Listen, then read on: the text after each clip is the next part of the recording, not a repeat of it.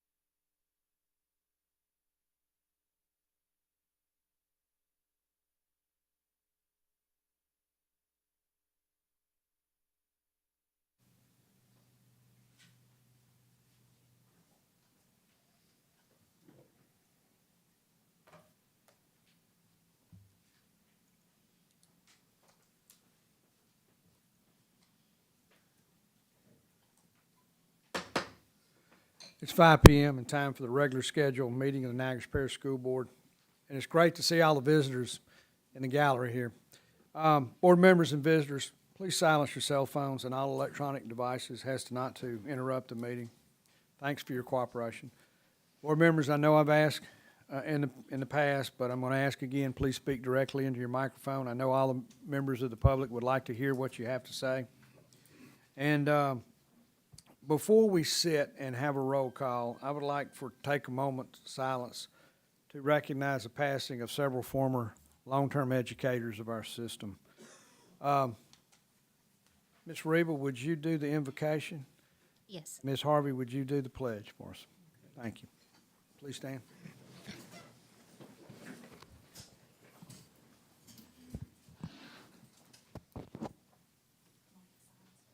No, go ahead. Okay. Tonight, our prayer will look a little bit different as we ask for God's will to be done and not our own. So please join me in the Lord's Prayer. Our Father, who art in heaven, hallowed be thy name. Thy kingdom come, your will be done, on earth as it is in heaven. Give us this day our daily bread, and forgive us our trespasses as we forgive those who trespass against us. And lead us not into temptation, but deliver us from evil. Thine is the kingdom, and the power, and the glory forever. Amen. Pledge allegiance Of the United States of America, and to the republic for which it stands, one nation, under God, indivisible, with liberty and justice for all. Before you sit, board members, we'd like to take a moment of silence to recognize Mr. Ted Fowler, a longtime educator and coach at Niagara Central, Ms. Elizabeth Johnson, a longtime teacher at the lab schools, and Ms. Sophie Packard, a longtime teacher at Weaver, and community volunteer. Also, Mr. Joseph Reggio, who was a bus operator. Certainly was. Thank you, Pastor Harris, Mr. Ratio.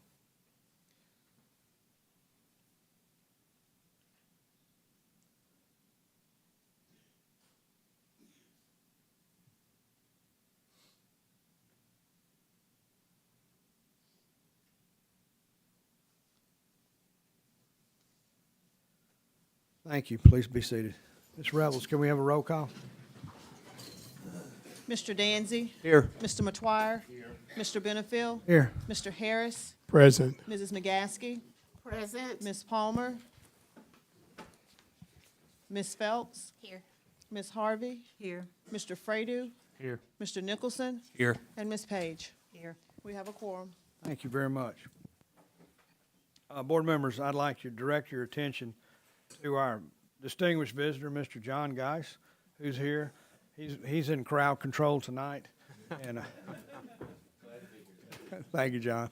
I've been sitting and watching your meetings online, so I've been trying to keep up to date. Okay. Superintendent, take it away.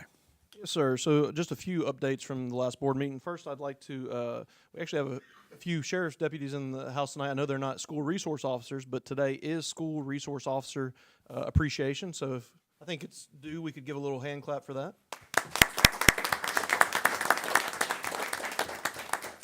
You know, they are some of the unsung heroes of our schools. They, besides just keeping our kids safe, they also form relationships and role models and all that good stuff, and really put a good face on police work to students on an everyday basis. So we cannot say enough how much we appreciate them.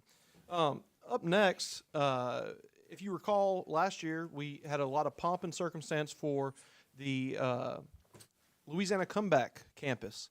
And that's something through Dr. Brumley and LDOE that they did to recognize schools that have done exemplary work post-COVID.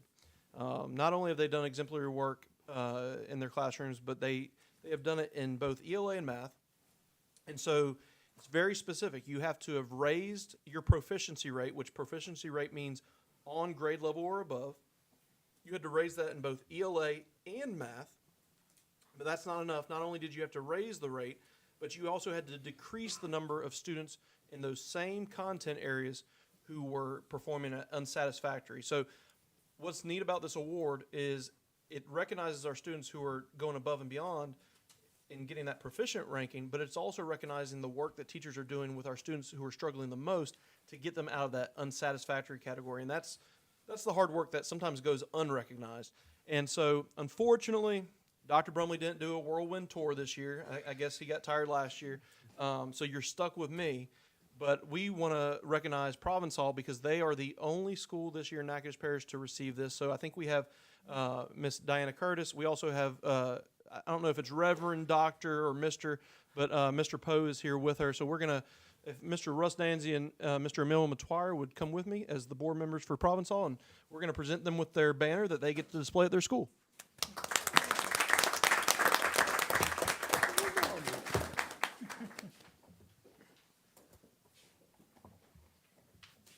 So I don't know how long this is, but we can at least unroll a little bit of it, maybe. And then we'll just give it to Mr. Poe to unroll the rest. And then we'll get a work order for y'all to put this.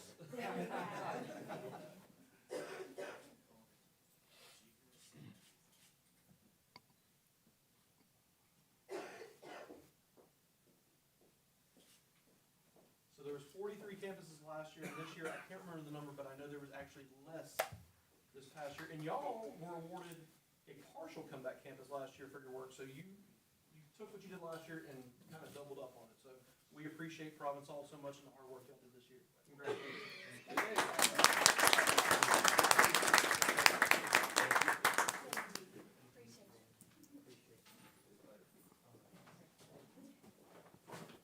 Congratulations again to the Provençal, the faculty, staff, and the students.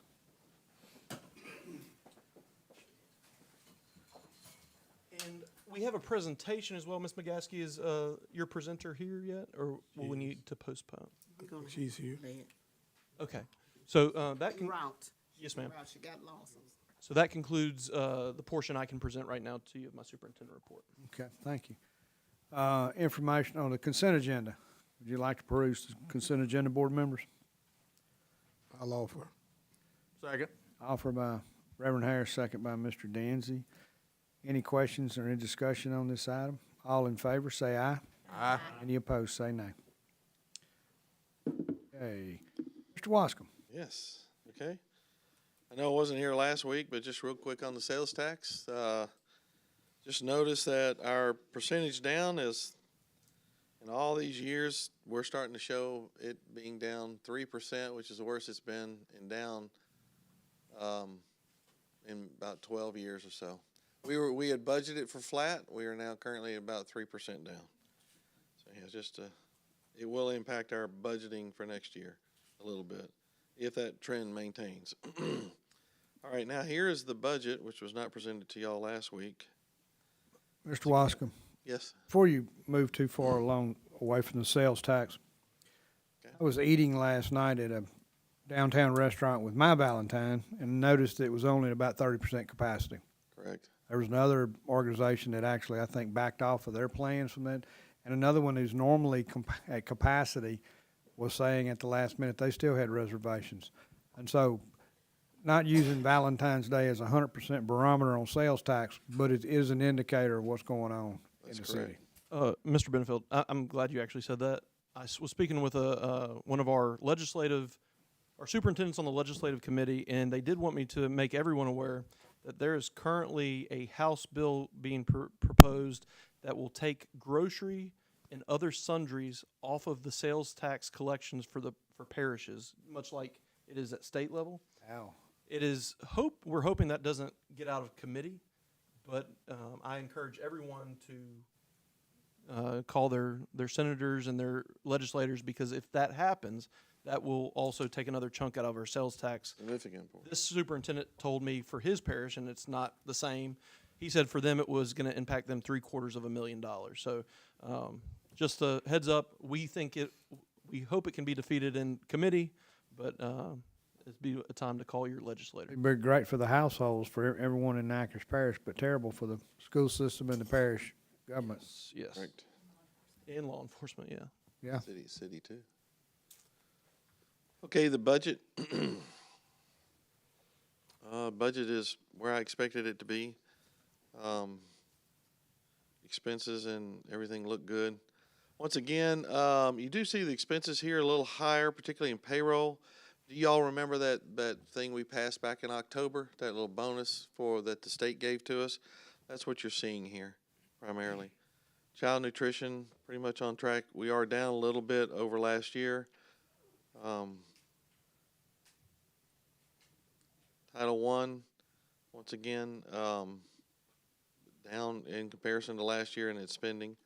And then ESSER, this is ESSER 2, which actually completed in September, and this will be where we close out, and ESSER 3 is here. Now you see expenses of $614,000 because we haven't received our refund. Once again, this number in revenue will eventually be the same number as expenses because it's always that way. But we're in good shape overall. I am a little concerned about spending ESSER at the rate we need to, as I always am. But we seem to be on track now with a plan to get that done and use all the money before the end of September. I think Ms. Hicks is gonna help you out, is that correct? Yes, in the refrigeration, yes. Maintenance, Ryan was not able to be here today, and of course it's upside down. Is there a way to flip it? Oh dear. Okay, basically, it froze a lot, and we fixed all the leaks. That's basically what you're coming down to.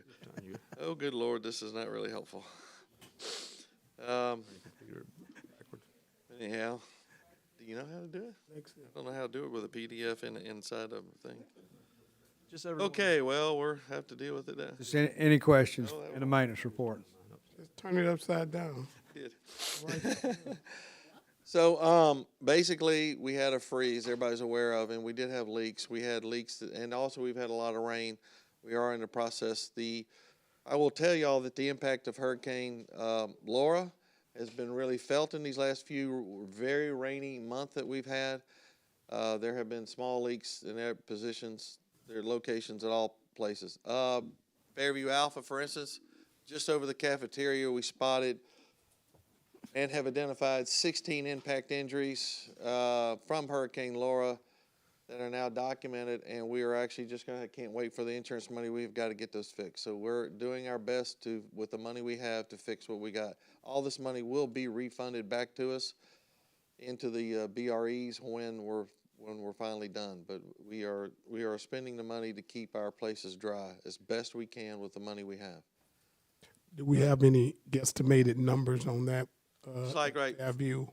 Okay, for instance, Lakeview, we have 31 identified impact injuries.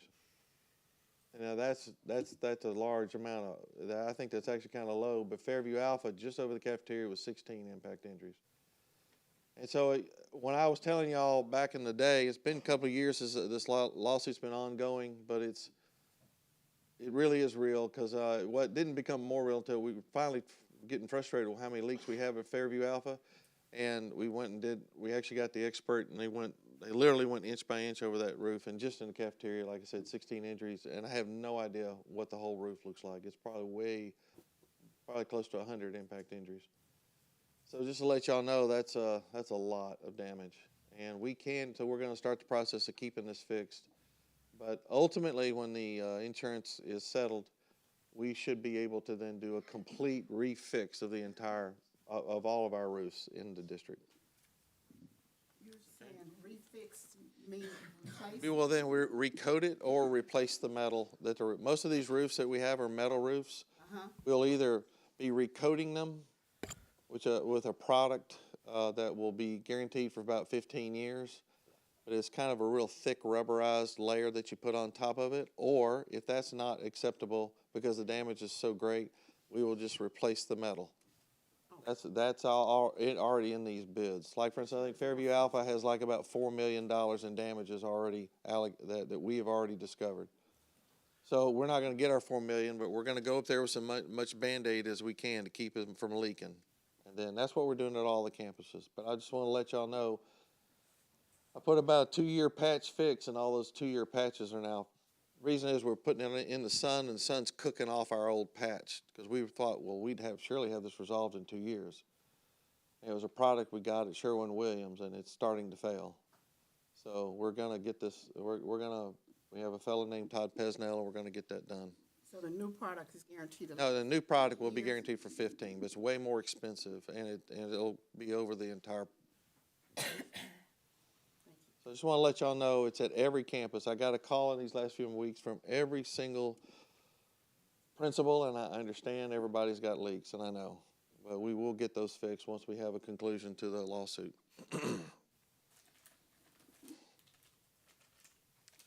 Okay. Next is personnel. Yeah. Child nutrition.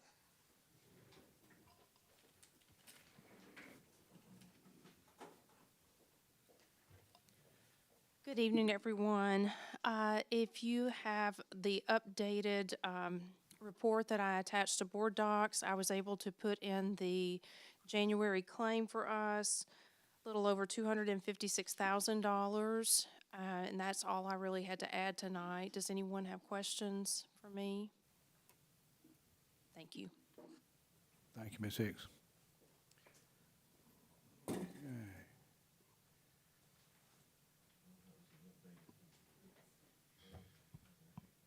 Ms. Page, did you have anything to add? Okay. Okay, is Mr. Watson here? Great. Thank you, Mr. Watson. Good evening, everyone. Good evening. So, we at Echo Ride, or I guess I at Echo Ride, would like to state how happy I am to continue to work with this district and work with its people. And every day it challenges me as much as it rewards me. I would like to reiterate our continued 100% staffing, across the board. Very happy about that. But with that, we can start implementing more plans of continuous improvement with our drivers, monitors, and even leadership. So what we've done is we've developed constructive performance discussions to have with our drivers and monitors, should we see that, that will point out where training is needed. And we will also be implementing a new online training resource that corporate has given us, to where we can upload all of our documentation to there and give them free access to everything that we have available. And very recently, we actually just added more training programs for drivers, monitors, and leadership, because we want to continuously improve on what Echo Ride provides for this parish. We want to institute a plan of a double,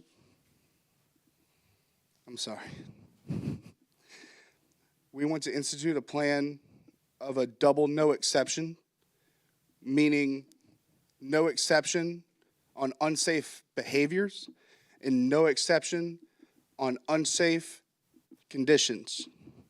And that's what we will be training on moving forward with everyone on our fleet.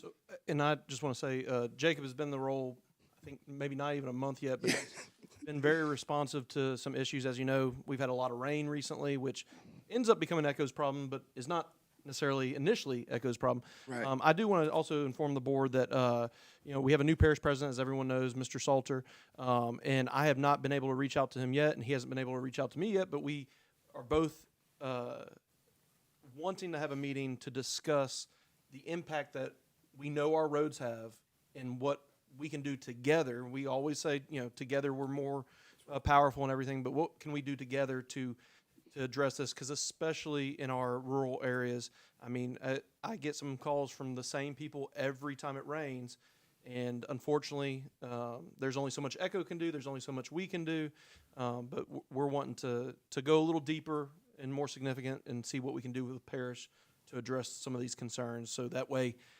on a rainy Wednesday, a kid can still possibly go to school without having to have their parents drive them. Now, we are taking some proactive measures in that regard. We've actually been cleared for some of our fleet that has more rural routes to be equipped with mud grip tires. Whenever you send a street tire on a mud road, especially on a vehicle that big, it turns slick because it gets caught in the grooves.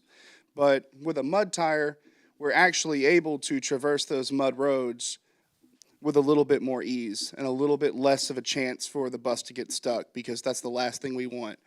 Kids getting stuck in the middle of a rural road and, finding a way to come and get them. So we're taking proactive measures in that regard, but I implore anyone who has any questions or concerns to please reach out to me. My phone and my office door is always open. I'd call for you Tuesday because down at Carter's Trailer Park, for the last 3 days, we've had cars to pass these buses. And I called and they say they were going to relay the message to you. Are we training these drivers to get these licenses? I know one time Echo had talked about putting some kind of camera that they could catch these drivers. Because what really upset me Wednesday, now one day the bus was headed north, and they just passed the opposite side. But the other day the bus was headed south, letting the kids off the cross. And they were a car just passed them, just like if she'd have been letting kids out, she'd have killed a crew of them. right. I called the city. They supposed to start sending down around between 3:30 or whatever, because every day, right there, I work at Archer's Paint and Body Shop, but every day they got cars passing these buses where they have they Stop arms. them out. So something need to be did, because I know for a fact if you get the driving license, get the license number off of there, I don't care if they go to New Orleans or Texas. If they catch them, that's a pretty stiff ticket. Yes, sir. So we need to do something down there before some of these kids get run over down there. And it's when the bus lets off, it's anywhere from 2 kids to probably 15 kids gets off at one time. Right. And I did hear about that. I implore every driver. Now, whenever it's a lot of cars passing, it's hard for them to even get one license plate. But thankfully, we have a pretty observant crew of both drivers and monitors. And every time they call it in, I call the Natchitoches Parish Sheriff's Office immediately. But if you're saying it's right by Carter's Trailer Park? Yeah, that's in the city limits. I called the city and talked with one of the Okay. whatever. Around. They said they was going to. I think they did send one. I seen one circle through the parking lot today. Okay. That just when I told them what time the buses is letting off there. Yes, sir. Yeah, because it's gonna be dangerous right there. We gonna have some kids get hurt or killed. And that's the last thing we want. And they're rolling when they come Yeah, through. the speed limit ain't but 35, 45, but they'll just add another 20 miles to it. They 55 or better when they come off the four lane there. Right, right. So we, I don't know if you need to get with the. I'll reach out. To get back with the. You got with the city? Yeah, I'll reach out to the city. They did, like I say, one circle through there today. I seen. Okay. I'll reach out to the city and see if we can make this a more collaborative effort. All right. Did anyone else have any more questions? All right. Y'all have a wonderful evening. Thank you, Mr. Watson. Okay, board members, any questions before we get into finance? Ms. Palmer? Yes, sir. Hey, Ms. Palmer, can we take in global 5A, B, C, and D, and E? Excuse me, D, because of the, they were all requirements that we were, okay. Do we have a motion for that? Move. We have a motion for 5A, B, C, and D, Second. and a second from Ms. McGaskey. From Ms. Phelps. Okay, thank you, Ms. Palmer. So we need to vote on these. I would like to do a roll call vote. Yes. Yes. Mr. Benefield? Yes. Mr. Harris? Yes. Mrs. McGaskey? Yes. Ms. Palmer? Yes. Ms. Phelps? Yes. Ms. Harvey? Yes. Mr. Fredo? Yes. Mr. Nicholson? Yes. And Ms. Page? Yes. Motion passed. Okay, thank you. Okay. 5E. Discuss and consider plan to address projected 2024-2025 budget shortfall.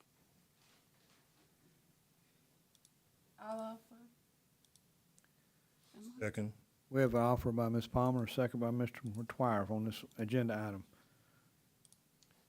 So I think the main issue from the last board meeting was y'all were wanting to see the allowabilities, the enumerated allowabilities on the BREs, which Lee sent y'all, and I think I resent an even more updated one because, as you know, some of the districts don't have the ability to pay for operations.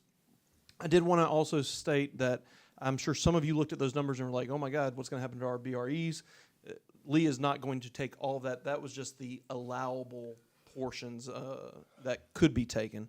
But for instance, in the Provençal area, I think you had 144,000 worth of allowables, but your BRE is only about 160. So be assured that this will be a process that Lee will probably work in kind with board members to make sure that BREs still stay healthy, but then we can also make the savings that we need to make.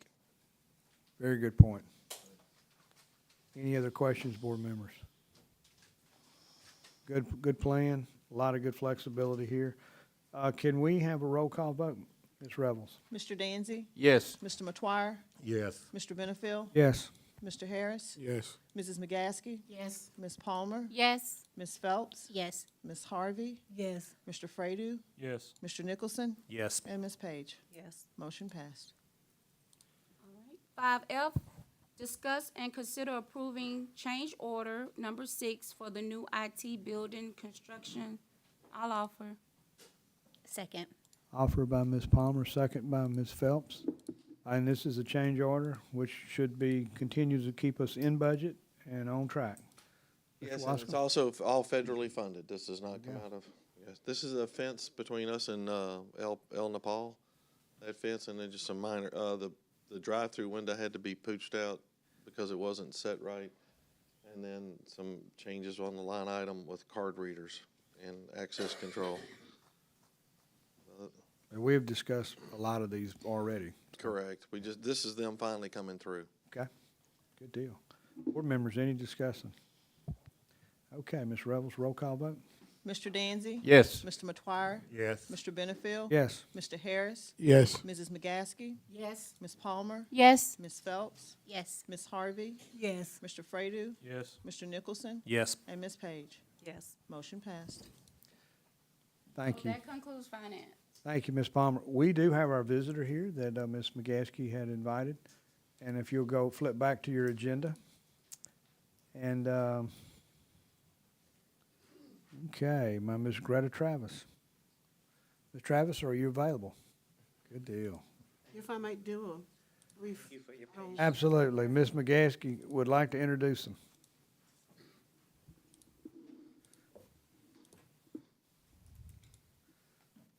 I had it up, I'm sorry, I had it up on my phone.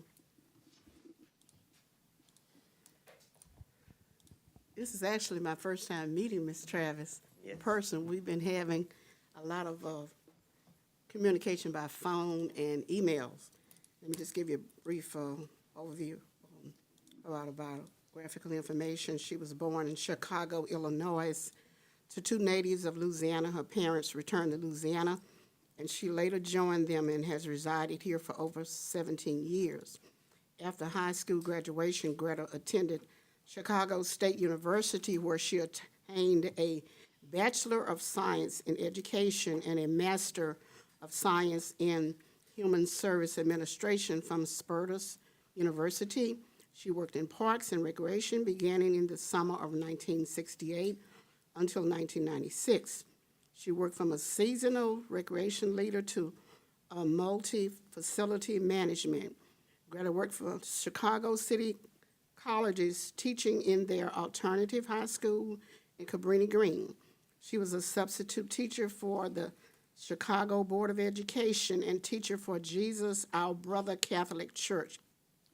Greta became a GED teacher for the Center for Employment and Training, and the organization elevated her to the position of Chicago Division Director, the Chief Managing Officer, to prepare for dual recertifications and fuel development.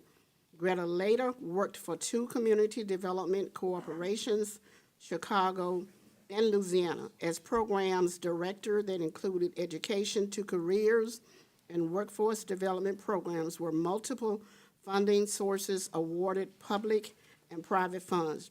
I worked as a mental health professional for 13 years. I gladly introduce her to the Natchez Parish School Board office. Thank you, and thank you for having me here today. I've come here, one, not to try to sell you on anything, but to let you know that this program pretty much sells itself. I'm with Smart Start Education, and what we do is we offer a tutoring program, a free tutoring program to your schools. What actually happens is that we identify you identify for us, I should say. You identify teachers who have their 108 certification and are certified teachers. You also identify a program coordinator from each one of your schools that have K through 5 children that need help in the language arts. So the only thing we're doing right now are the language arts. We plan on continuing our program year to year if possible. LDOE has approved our program. And I know I'm not going along with the presentation, but that's because I want to get it in time. That was a long introduction. Okay. What we need from the schools is we would need for them to identify who the program coordinator is, who the tutors are that qualify for the program. They would have to identify which children actually needs the actual tutoring. We do a 3-to-1 ratio. Okay, so there's 3 children to 1 tutor. We pay the tutors $35 per hour. We pay the program coordinators, and it's based upon the number of children that they have totally in that school. I'm trying to see what else you need quickly. Okay, what we also need is you would have to identify for us when you wanted to start, when you wanted training for your individuals who are going to be a part of the program. And it is a Stephen Carter program. I know you've had Stephen Carter program, literacy programs in the past, and because it was virtual, it made it very difficult. Now it's a one-on-one, face-to-face, 1 to 3, face-to-face. We have the main tutoring portal. You already are familiar with the Louisiana Literacy Program itself and the portal that everyone works through. We use that, but we also allow for your children, their needs, whatever the teacher says that their needs are, for us to address those needs. My role is, I'm just a regional coordinator. My role is pretty much to explain the program to you. We have an individual on staff who actually works directly with your program coordinator to help them to actually do the enrollments, because the enrollment process would probably be the worst thing you have to deal with. That's the only thing that takes a minute. Other than that, the program pretty much sells itself. Any questions? I know I ran through it, but. But so what is your success rate percentage? How do you measure success? How do we measure it? Gains. Where they test coming in and the gains intermittently. The number of, for me, it would be the number of schools that come on board and the number of children that come in. But basically for the schools, it's definitely the gains. We're looking to help your schools to actually achieve their goals of elevating the scores. Now that's the main goal, high dosage tutoring. That means 3 hours 3 hours minimum per week.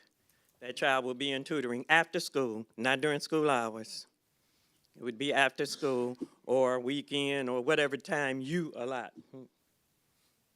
Ms. Travis, you mentioned it was free tutoring. How is this funded? It's funded, LDOE is a funder of the program itself also. So there's no cost to our district at all? No, no. Or the parents? They got about $4 billion Not to you other in parents. Louisiana that they hadn't spent yet. So that's You part of in the it? Stephen Carter program. Are you in any of the parishes around us? Right now, Calvin has begun that program already. Lincoln Parish, I have one major school in Lincoln. I don't know if you know Glenview, they have up to second graders, but they have a large number of students. So they're starting the program next week. I'm in Red River right now, and we're working hard to get them off the ground.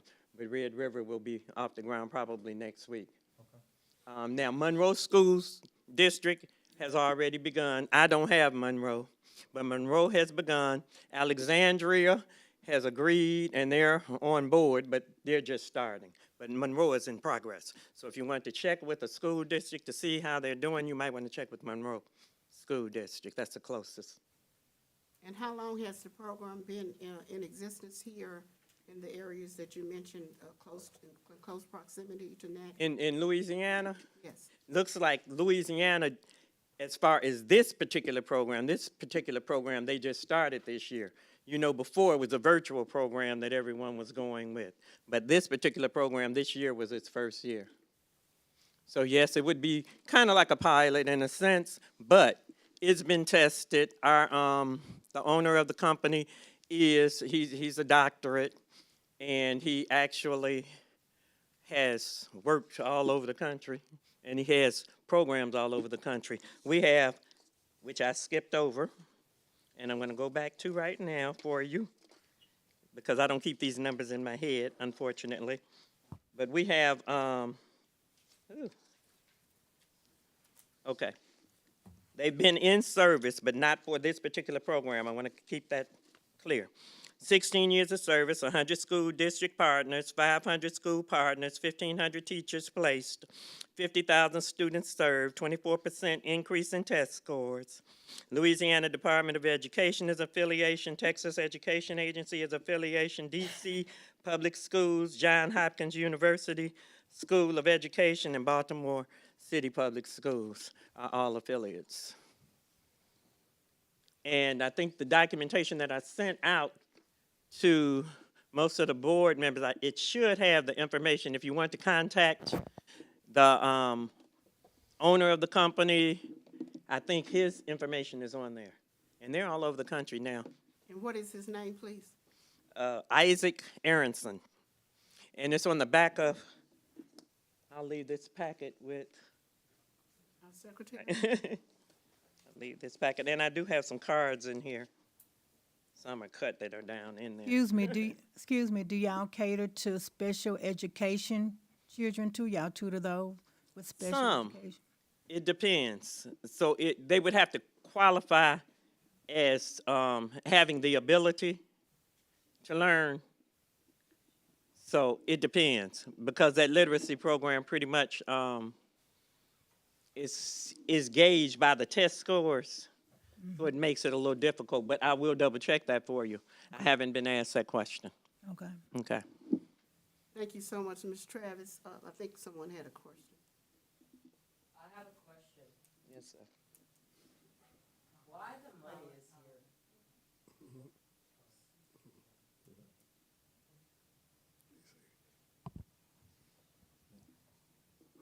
I would like to thank you for your presentation. I think that I would pray that our school district would give great consideration, because we do need the tutoring for those grades. It's essential for us to have such tutoring available first through the fifth grade. That impacts how well they do higher up. Thank you so much. Okay, thank you. Hopefully that we'll be getting in touch with you in the near future. Thank you. Thank you, ma'am. And feel free to call. Thank you, ma'am. Thank you so much. Okay. Before we break into the executive report, board members, we've had this conversation in the past. We're about to break into a dialogue with a lot of emotion, a lot of things. We've been talking about this for the last 6 meetings, actually since the May of 2023. And we've allowed each other to speak uninterrupted, and we're going to continue to do that. As moderator of the meeting, I'd like for us all to be respectful of one another. Members of the public, we allow comments on this if you filled out that complaint book. This is not an open agenda or a forum or a gallery. So a couple of things to remember. Mr. Geis was nice enough to remind us of our duties as board members, and I guess we get to see him again LSBA. Each local school board has the capacity and the policy making to serve in the best interests of all students enrolled in the schools under the school board's jurisdiction. The school board also is responsible for the location of each of the schoolhouses and see that they're operated for the best interest of all the children and taxpayers. The board also must meet the education requirements of the community both today and into the future, and to improve the educational environment for students and teachers by raising the physical standards in all buildings to match the most effective facilities already existent in the district. Also, to create a school complex which is the best possible balance of effective grouping of educational resources, efficient management and operations, and for the character of the school system. So we know what our role is. We were elected to do the business of this parish and to be stewards of the resource. And so when we start talking about this next agenda item, let's all, as Ms. Phelps said, let's all use our head and do the best thing for the citizens and the students of Niagara Parish. With that, Mr. Danzy. Item number 6A, discuss and consider adopting a resolution for ordering and calling a special election to be held in the Consolidated School District number 7 of the Parish of Natchitoches, State of Louisiana, to authorize a levy of a special tax therein, making application to the State Bond Commission, and providing for other matters in connection therewith. I'll offer. A second. We have an offer by Mr. Fredo and a second by Pastor Harris. Mr. Wascom, Mr. Danzy let you off the hook last week by reading this resolution, and we'd love to hear you read that resolution. The whole page. Thought I would read not only the notice, but also the proposed, how it'll go on the ballot as well. As is currently written, pursuant to the provisions of the resolution adopted by the Parish School Board of the Parish of Natchitoches, State of Louisiana, acting as a governing authority of Consolidated District Number 7 of the Parish of Natchitoches, the State of Louisiana, on February 15, 2024, notice is hereby given that a special election will be held within the district on Saturday, April 27, 2024, and that at the said election there will be submitted to all registered voters in the district qualified and entitled to vote at the said election under the Constitution and laws of the State of Louisiana and the Constitution of the United States, the following proposition to wit. So this next piece is what is going to actually be on the ballot. Shall Consolidated District Number 7 of the Parish of Natchitoches, State of Louisiana, levy a special tax of 10 mills on all property subject to taxation within the district for a period of 5 years, beginning in the year 2024 and ending in the year 2028, at an estimated $1,014,000 reasonably expected at this time to be collected from the levy of the tax for an entire year, for the purpose of constructing, improving, maintaining, and operating Goldana Elementary / Junior High School, including payment of salaries and benefits for teachers and other employees, and purchase of equipment and supplies. This significantly differs, by the way, from BRE because it includes salaries and benefits and all that. So it generally reads like a BRE, except it just adds operations and salaries and supplies, okay? So that's how it differs. And this is a list of the precincts that will be included right here.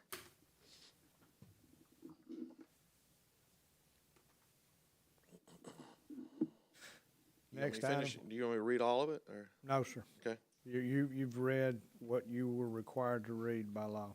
Right. But the next item is a resolution from our board to take it to a special election.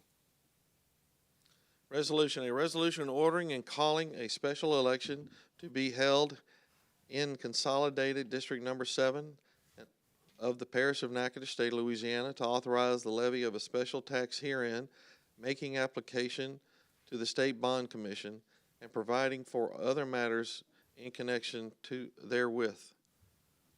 Do we need, how much of this do we need to? You're there, we- Mr. Wascom. Okay, I'm about to say, I Mr. think Guy I just says- used the resolution. Says he wants to read the whole page. I don't think he does. I think you're there. Now, board members, before we begin discussion, we have 3 members of the public that would like to speak to this agenda item, 6A. And thank you, Mr. Wascom. Mr. Roy Dupree?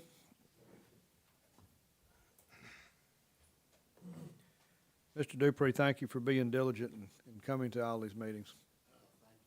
Having me. Roy Dupree, a former principal. I was a teacher at Gold Honor for several years. And it hadn't been very long ago that y'all were in here in the same situation trying to kill another school, Clutcherville. And understandably, the buildings were in terrible shape. The population of the students very low, and it's just something that had to be done. But I would be willing to bet that if there had been an alternative brought about like we have in District 7, that chances are that school would not have been closed. And I guarantee you, Mr. McTwire would have been behind that proposal 100%. But chances are tonight, Mr. McTwire is going to vote against letting us do something that would have helped him. But nobody came up with that idea. Evidently also, the condition of the school plays a part in whether or not we should leave it open or not. It's brought to my attention that earlier this week, the gymnasium at Gold Honor had a thorough inspection because there had been some rumors going around that it was unsafe, unfit, and not usable. Far from the truth. The school is the building is structurally sound and in good shape, nothing wrong with it. So whoever brought that up, that fell through. And I'll be willing to bet that every one of you board members, if you were in a situation where you were talking with family, friends about the closing of a school, every one of you would say, yeah, it brings a hardship on the community. It's not good. If we can find an alternative, I believe we should do it. Let's try to keep the school open if there's an alternative. We are furnishing you with an alternative. That's what it takes. We're doing it. And I was at the board meeting, I believe it was January, when this was discussed, I believe the first time that I was here. And one of the board members voiced support for it, thought it was a wonderful idea that we do what we could do to save a school. But then last Tuesday night when I was over here, crickets. And board member didn't say a word. And you know, you get to thinking about it. Anytime there's a board like this, there's always pressure put on individuals. You may be asked to vote a certain way. You may be told to vote a certain way. And there's always a little, you scratch my back, I'll scratch yours. It's time to realize that you've got to do what you think is right, not what other people have asked you to do or told you to do or promised that they will do if you will do it this way. You've got to do what's right, what you can live with. All we're asking is an opportunity to control our own destiny. Thank you, Mr. And you need to look at it this You're way. getting time. You're getting time. I want to address Mr. Dupree address to me. With Clutcherville, that was a horse of a different color. We had almost 300 kids. It was taking care of itself. We did ask for the pass a bond issue to redo the school. But the board members voted to go ahead and close, not give us the opportunity. So, you know, you saying what y'all want to do with that, but y'all not asking for the whole amount. Our finance guys say 15%. Y'all want 10%.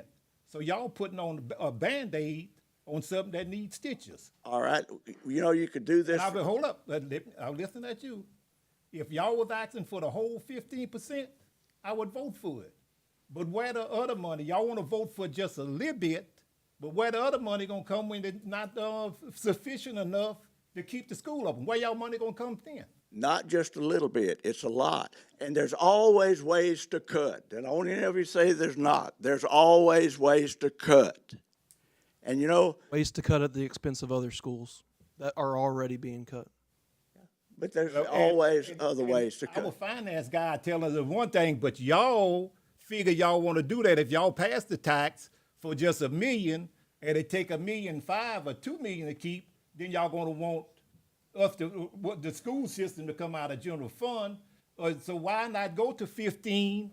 And if you got too much, you put it off aside. Because you're not going to, with your budget, you're not going to go buy a car and you don't have but $50 and the note is $55. You're not going to buy it. This is be on the thing for 5 years. Let's say in 2 years it doesn't work, and we see it's not working. You can always come back and say, we're going to close the school, because y'all have that authority. You can close the school. Give us a chance. That number is just an estimate of what you think will come in. The BRE tax brought in a heck of a lot more than it was estimated that it would bring in. So it's just something that we all got to stop and think about. I've heard everybody say, well, there was no alternative. We just can't do it. We have an alternative. If it doesn't work, come back and kill the school. But give it an opportunity to work.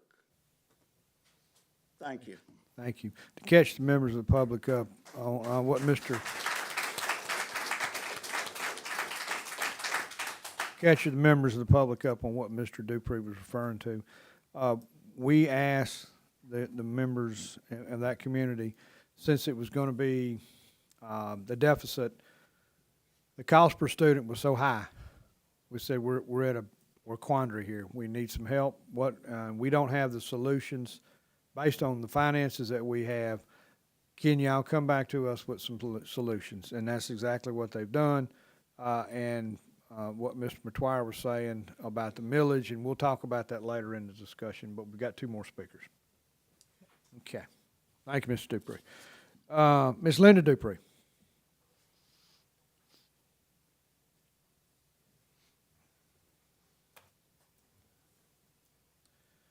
Good evening. Evening. I look at you people sitting here, and I know that you've worked all day long, and I know that you ran for this office, and I know that you sometimes think, what the heck have I done? Because you've got to make some huge decisions that will affect a lot of people. And I just want to tell you a little bit about the Goldana School before you decide to exit. In the 1880s, Dr. William Bell Golden moved to the Goldana area from Mississippi. There is a Golden Memorial State Park there.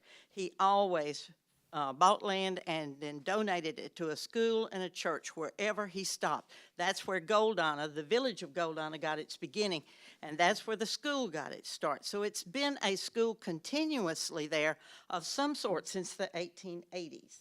That's a long, long time. Of course, population has fluctuated. Sometimes there were more, sometimes there were only his family members. But you don't throw the baby out with the bathwater.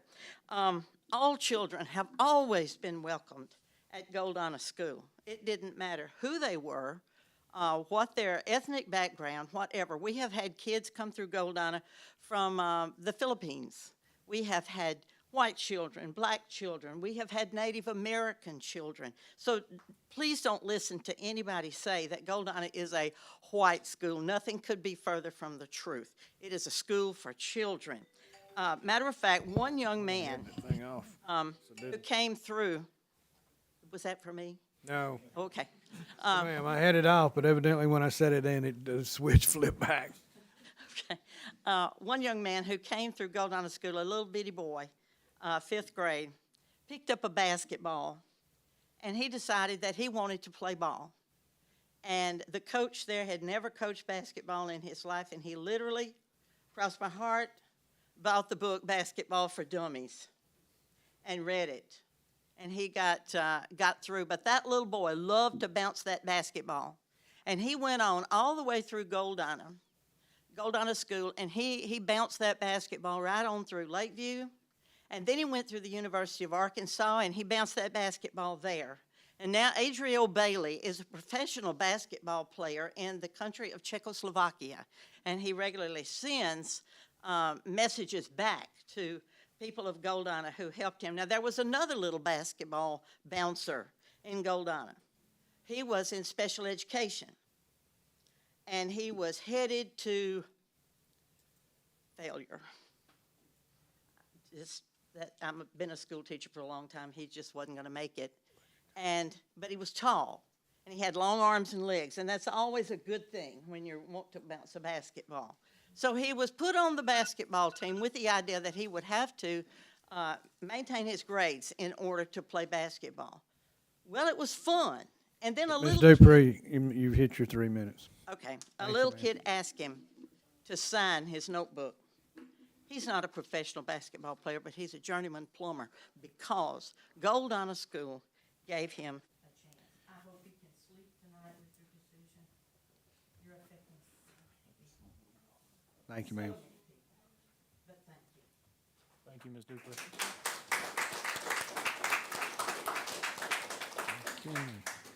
Ms. Katrina Evans. Good evening to you all. Good evening. My name is Katrina Evans. I'm the mayor for the town of Campty, and I'm here tonight in that capacity as well as a concerned taxpaying citizen. And I oppose the levying of this special tax. After watching the meeting last week, I've drawn several conclusions that our school board, number one, is in a financial bind that did not just begin. The enrollment within our parish has been dropping for several years, especially on the northern end of the parish. There's a lack of quality housing, businesses, and even jobs that will draw families to the area. I invited Pastor Harris and Mr. Fredu came to our meeting on Tuesday night, and I was told that the hope is within these 5 years, if this passes, that the enrollment would increase, potentially reversing the events which we currently see.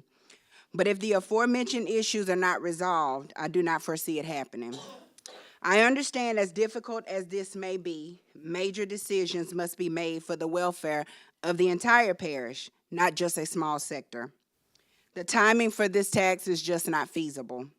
This is tax reassessment year, and property owners are already on edge with concerns of what could happen, and this is in addition to our day-to-day living costs continually rising.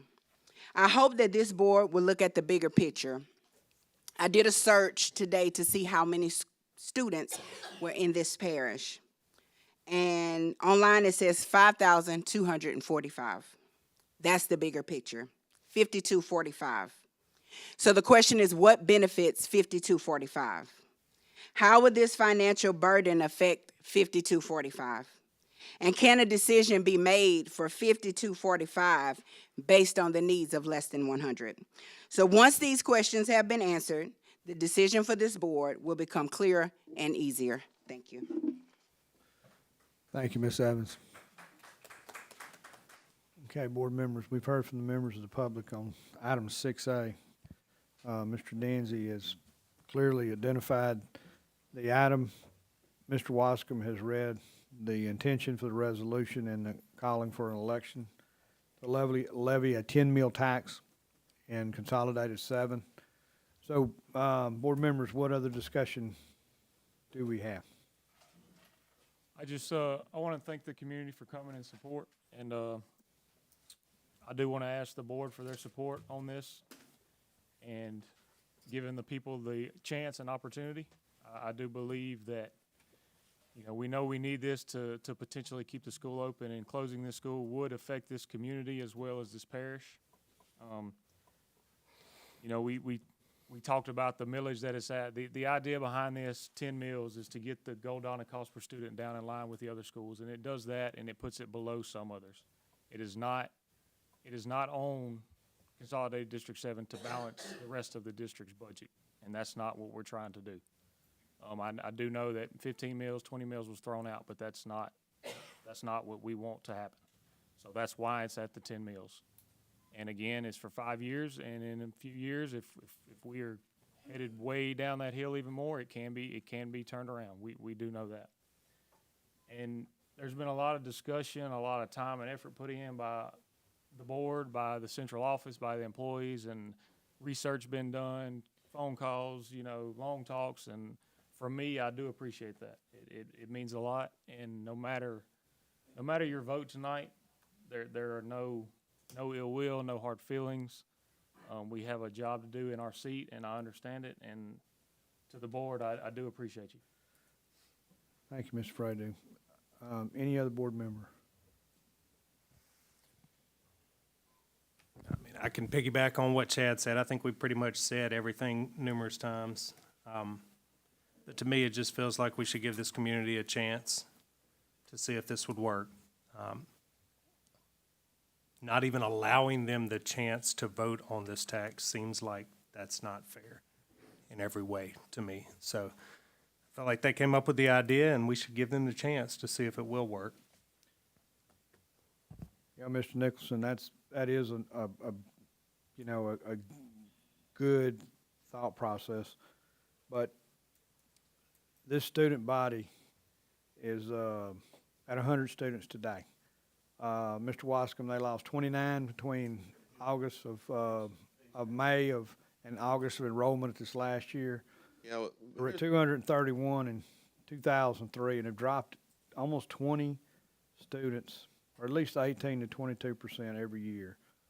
The question is, if they continue to do that, and this 10 mills is set up, cost per student on 100 students, what happens if they show up at the door in August and there's 80 students? So if you'll turn. So before we start manipulating, and I say manipulating, poor word, the superintendent has, and Mr. Wascom have put together a spreadsheet to kind of give everyone, especially the members of the public, what it looks like if we have 90 students, if we have 80 students. And we're on a trajectory where they've lost quite a few students over the last several years. Natchitoches Parish has lost. We're not the only parish that has lost students. We've lost our share. Every parish except 2 in the state of Louisiana is losing people. The governor understands it. Everybody understands it. But we're starting behind the curve. The fear I have is we know that we're going to start if this goes to ballot. And if it passes, and they start collecting in, I think it's July or November. it would be on the in your November tax ballot, your tax bill. That's when it would happen. We would actually So we come in November, we start collecting. And that's my fear, is that we set this up at 10 mills, and you have 100 students, which is, for a school, that's not many kids. You set it up for that, and then they come in at 80. So what is that, or 90? What does that do, and how much is that going to hit the general fund when we look at the MFP shrinking sales tax? The money that we use to operate the system is down, what, 7%, you said? Well, 3%, 7% last month. Okay, I'm sorry, 7% cumulative. Cumulative for the year. So we're looking at a reduction all the way around. There is admirable to the Goldana community for sure. We asked for some ideas, and they presented those ideas. But it'd be remiss from this position as president for us to discuss it from all angles, and that means dollars and cents, the amount of students. At what point do we say we probably need to stop before we even start? I mean, we need to have those discussions. I mean, just a wing and a prayer saying pass this tax and everything will be great. I don't see that happening, guys. So talk me out of this. So are you asking that we need a minimal threshold of number of students? I don't know, Ms. Page, a minimum threshold. I don't think we can actually put that into an agreement. But let's let the superintendent now use his calculator, and let's go through that. I'd like to very slowly go through this because I'd like the audience to be able to follow along as well as the board members. This is a spreadsheet that is the contracted price of all employees. If you follow me, that's $787,000 and $356.90. That is the general fund contracted price of employees at Goldana. We then At the end of June of 2023. Thank you. Yeah. Then we add sales tax, stipends, the district's TRSL contribution, And that's retirement. Retirement, thank you. Medicare contributions, OGB, which is insurance, Office of Group Benefits contributions. And what that does is it gets us a cost of $1.402,210.29. We then add to that, and if you follow me over here, the electricity, the natural gas, the water, other professional services, travel, materials, school budget funds. We deleted food service from every school, and then estimated BRE monies used, et cetera. And what that ended up with is general fund contributions as a total of $1.9,117,184.95. To get a cost per student, what we did, and we all kind of misspoke because these things change. Earlier this week, we were at 100 students, then we were at 101, and then later in the week, we were, actually, I'm misspeaking, it was 100, 101, and then 100 and back to 101. And we project actually we'll be at 99 at the end of this month due to some other things. But anyways, today, as of today, it's at 101. And that's MFP students. We do recognize that there are 9 pre-K students, but that is paid out of federal, so we're not including that in the discussion. And I think we've been consistent about that conversation. When you take that 1.9 million and you divide it by 101 students, it gives you a cost per student of $18,982. Now, some of you who've been in every meeting probably recall a number that was slightly lower than that. That was because those were projected. We had 24 employees, and there were some round figures used, so it was a little lower. We did that for every school. Every school, when we did the actual contract numbers, went up a little bit, which also helped because it also made the cost per student average for the district go up. So it equaled out in that sense. Your cost per student is $18,982. That is significantly around $6,000 to $7,000 difference between the next school. So it is significant. What we've done is we've done some interesting things here to allow you to see in real time how changes in what the board's decision does will affect budgets.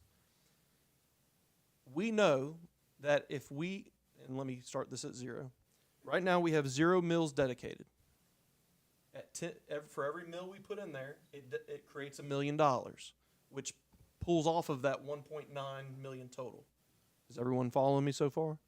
100,000 per. $100,000. 100,000, yeah, but when we get to the 10 mills, I'm sorry, correct. So our starting deficit with, y'all voted in all the other stuff we're doing. Y'all recall that from earlier in the meeting? We voted in some consolidations and things of that nature, some staff adjustments, all of that.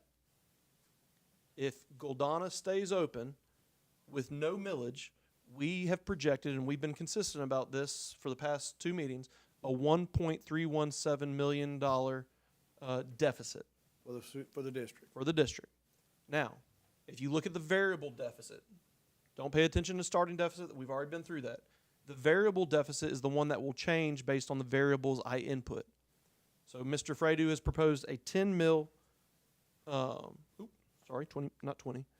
mils dedicated tax. If that is allowed to be put on the ballot and it passes, then you look at that variable deficit and it becomes $317,707. So again, and I've said this over and over again, I cannot think of a district that has ever knowingly started a year with a known deficit.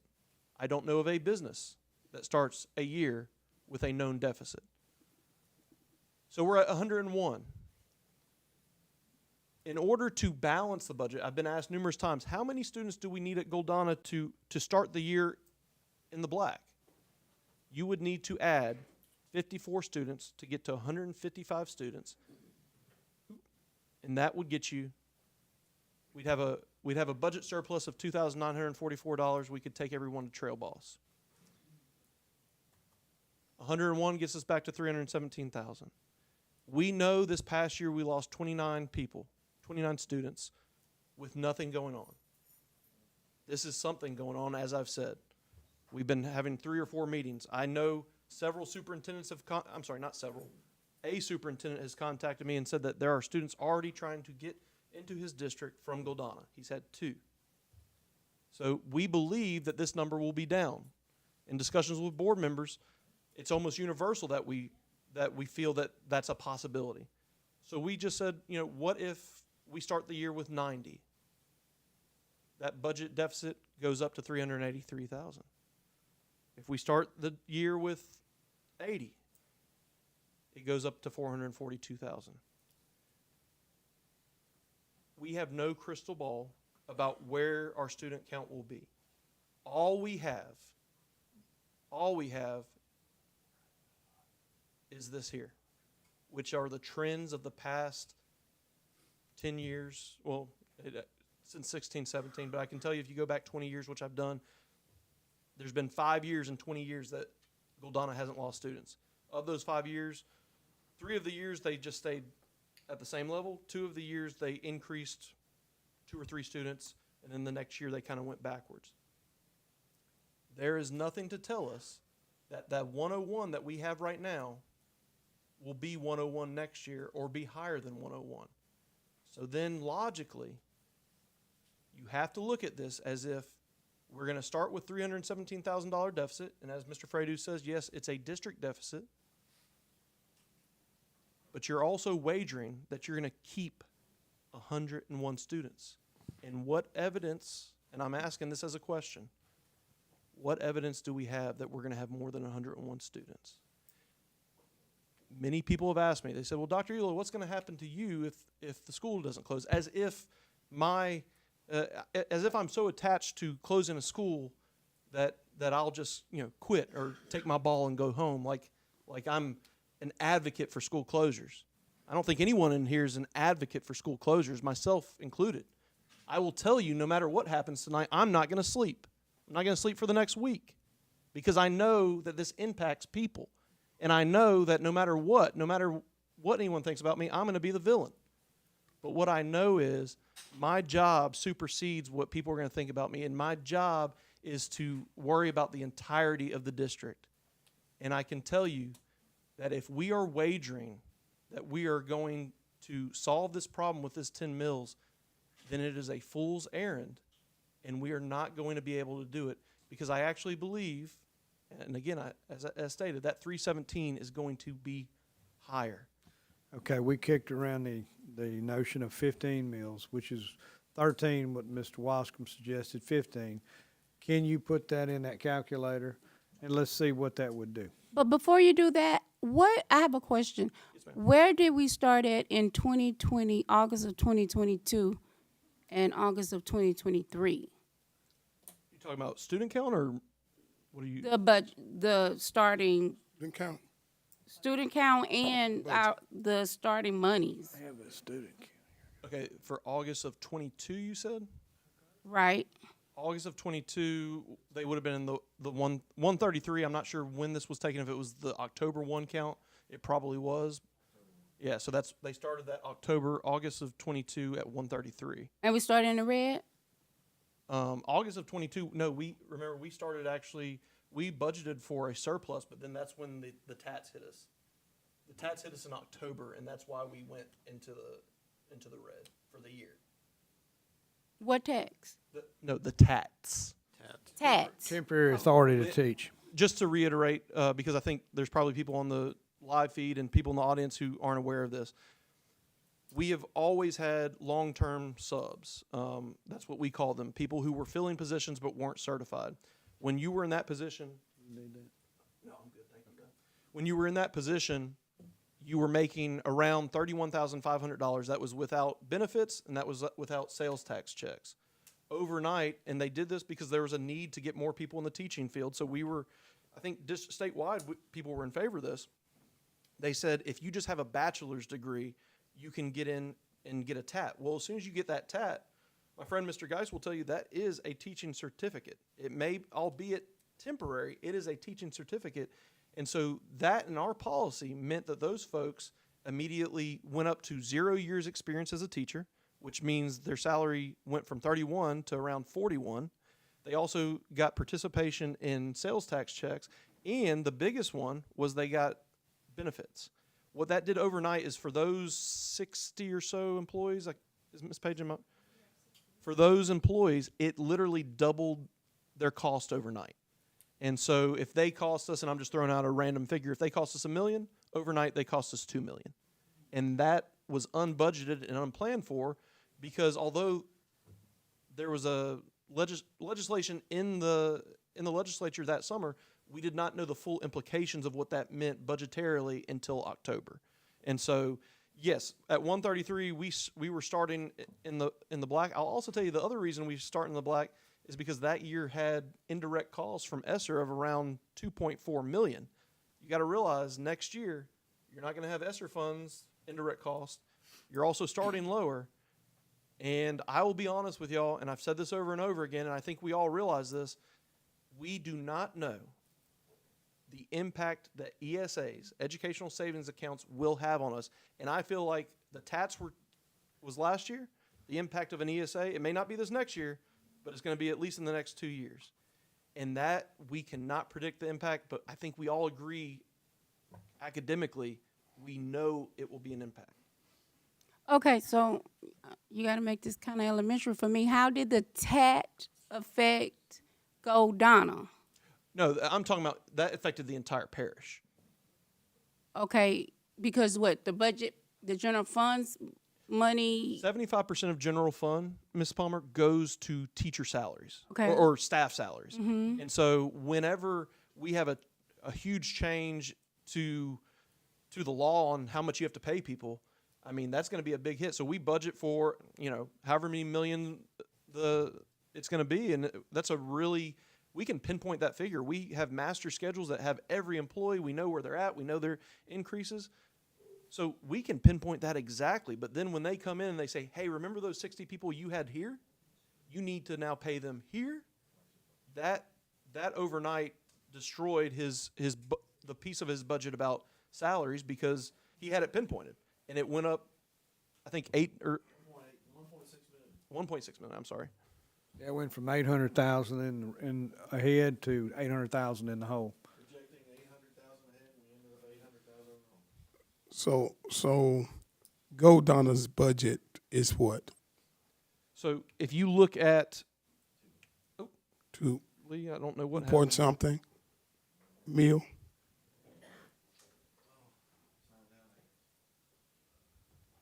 I think it was 2 point something. So in 2023, August, were we in the black or the red with Goldana? So the way we look at it is we don't look at individual schools and say, Goldana's got us in the black, and this. What we look at is we look at the parish as a whole, and we say, how can we address the deficit or the budget in its entirety?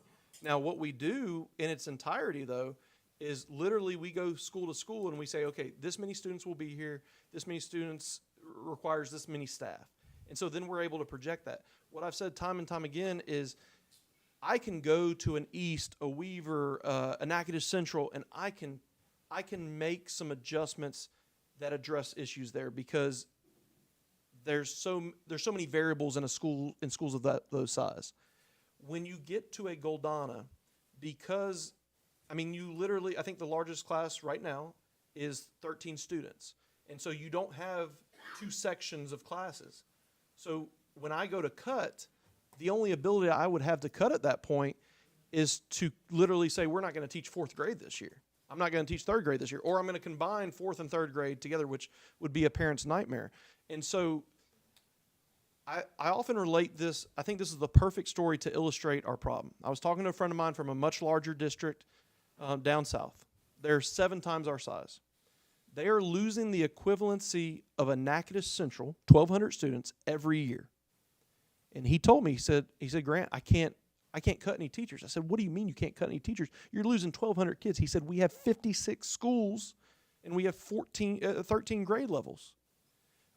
Not if all 1,200 of those kids all left the same school, he said, yeah, I can address that. I can cut teaching positions.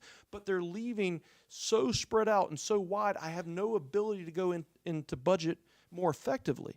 And that's what we're seeing here on a much smaller scale. We had 200 kids leave us last year, but 2 of them left us from ELAB. 4 of them left us from Natchitoches Central. 20 of them left us from East.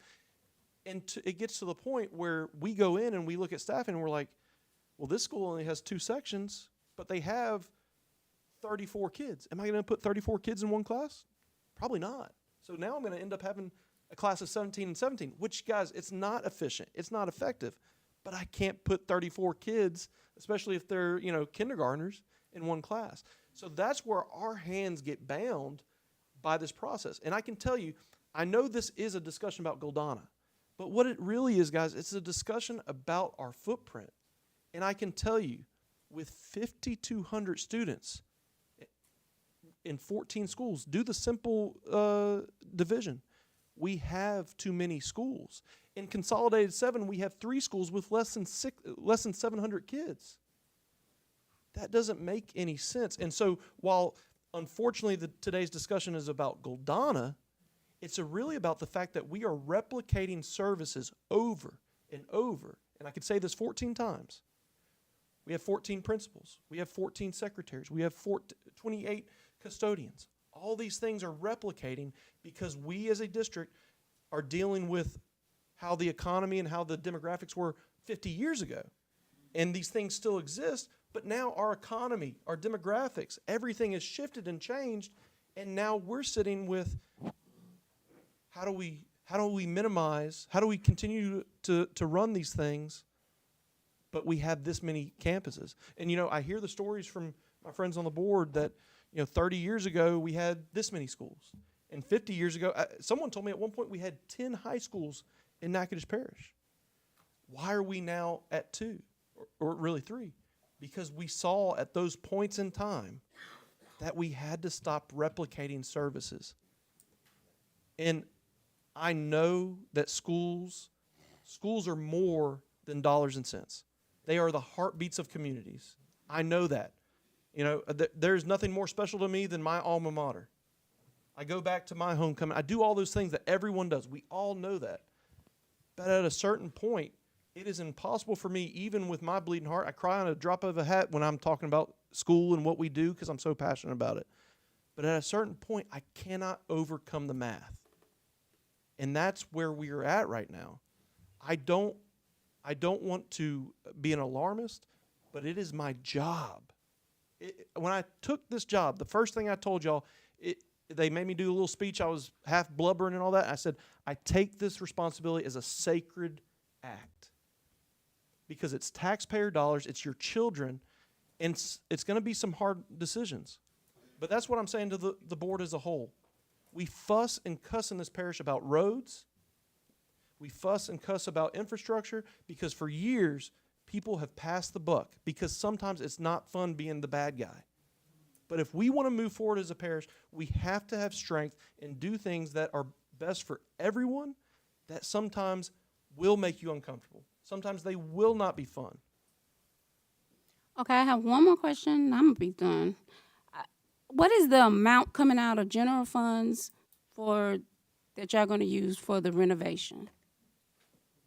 I just want to know the amount. It's $196,000. Okay. And how much did you say the budget was for Goldana again? Yeah, well, Lee, can you pull up there? Now, I will tell you, Pastor Harris, this is a modified budget because it'll say 1.9 million. What that includes general fund salaries and those utilities. Two things we took off of there, but we took it off for everyone. We took off the school food service workers, although they do get reimbursed by general, but we took that off for everyone. And we also, there's some food service purchases expenses you'll see zero. That's not actually zero, but we did that for everyone. So we wanted it to just be the utilities from general, some of these sundry expenditures, plus the general fund employees. You'll notice you don't see an instructional specialist because that comes out of federal funds. They're not on there. There's also, I believe, some Title I paras. Some strong grant right now. Yeah, strong grant. I apologize. There's some Title I folks on there. We took them off.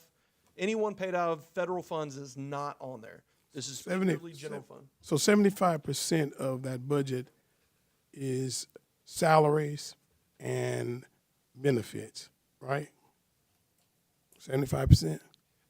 It's supposed to be, yes, sir, because we are bound by state law that we have to spend a certain amount on that because it's supposed to be for students. So the amount of money you're talking about saving then is not going to be what you're talking about. If 75% of that budget is benefits and salaries, because you're going to be sending teachers and things somewhere else, right?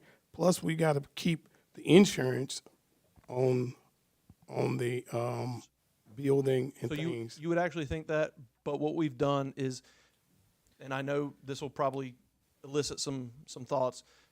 We know that many people in the audience have said that these 101 students will not go to to Fairview and Lakeview. But what we've done is we've looked at class sizes at both those schools, and we've actually calculated that even if every student from the Goldana schools goes to Lakeview and or Fairview, based on the current class sizes, we would not have to increase teaching slots at either one of those campuses. We also know that based on people retiring and resigning, we would be able to absorb the rest of those positions. So we do not believe that there would be any additional positions added from this based on our calculation. No additional, but just keeping the ones you got, right?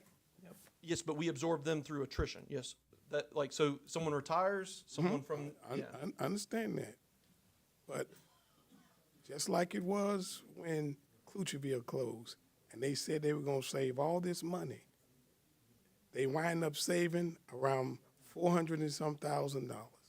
Respectfully, that was a previous administration. I don't care what it is. It's the same. It's the same as it pertains to 75% of your budget. No, but what I'm saying though is, it as it pertains to how they did what they did and why they did what they did. I can tell you, we've already done this. Me and Mr. Wascom have gone through this 2 other times, where we've been able to absorb positions.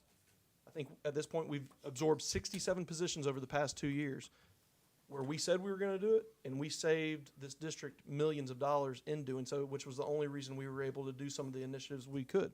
So I hear what you're saying, and I'm not disparaging anyone from the past, but I can tell you we've done this twice, and we will save what we're projecting. And that's what? What's that number that you're saying you're going to save? 1.9? Yes, sir. Y'all remember that.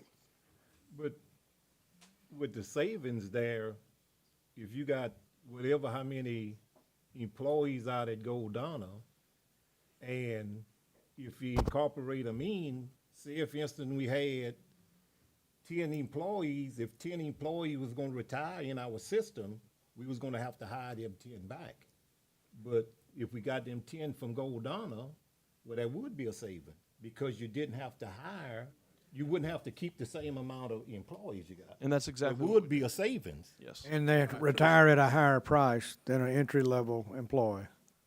Because right now, if we keep Goldana open, I think next year, whoever retire next year, we would have to add them back into it. And Pastor Harris, I think I just understood what you were saying though, because you're saying if you have $1 million and you have to spend 75% of it, that's 750 either way. What we're saying, and I get that, and I apologize I didn't understand. That's what I'm saying. What I'm saying though is we're receiving less in MFP, so that total amount is dropping. So we're actually probably over 75% right now because the MFP has dropped. So yes, we will save, but then remember the denominator, or is that the numerator? the numerator is getting bigger, so there you go. So since you mentioned MFP, is it represented in that spreadsheet, the MFP? The yes and no, you can't see it, but it's in the formula. So for instance, when you see the 101, that's multiplied times 5938, and then Lee, click on the 317, I believe. No, the 317. That's not 317. That cell? Yeah. Okay, and then at the top, can you enlarge it for us a little, Lee? That's your formula. That's your You formula. want to give it back to me?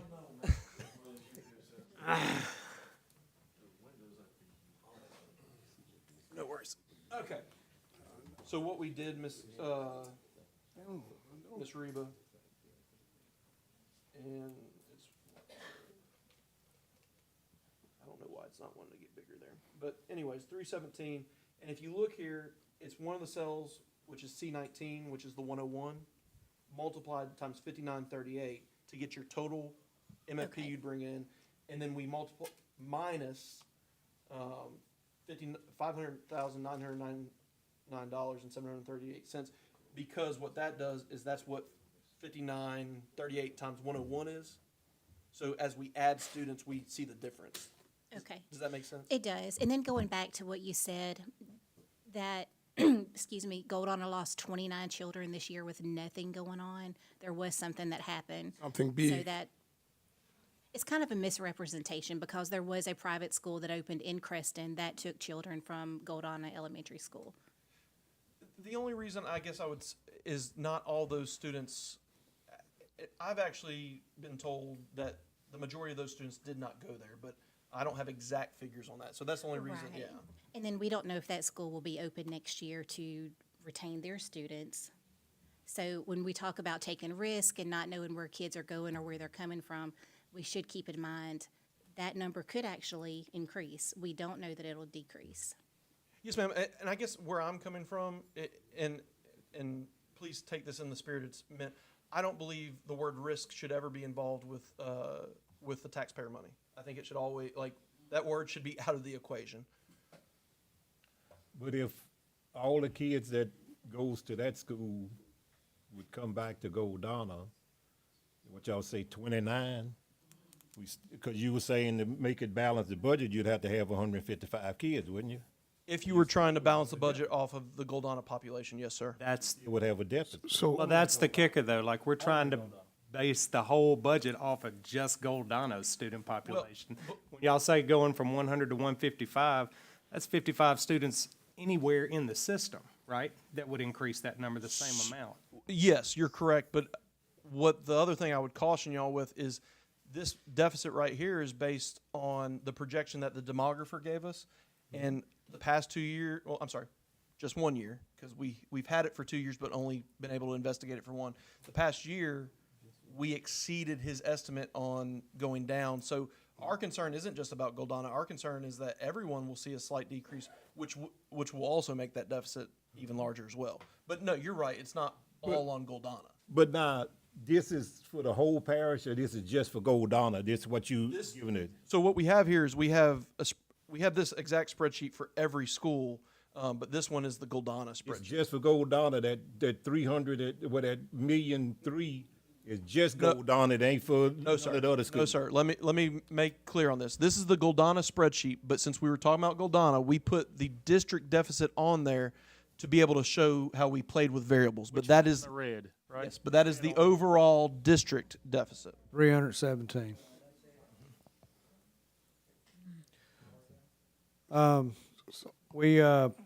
Board members, anyone else would like to speak?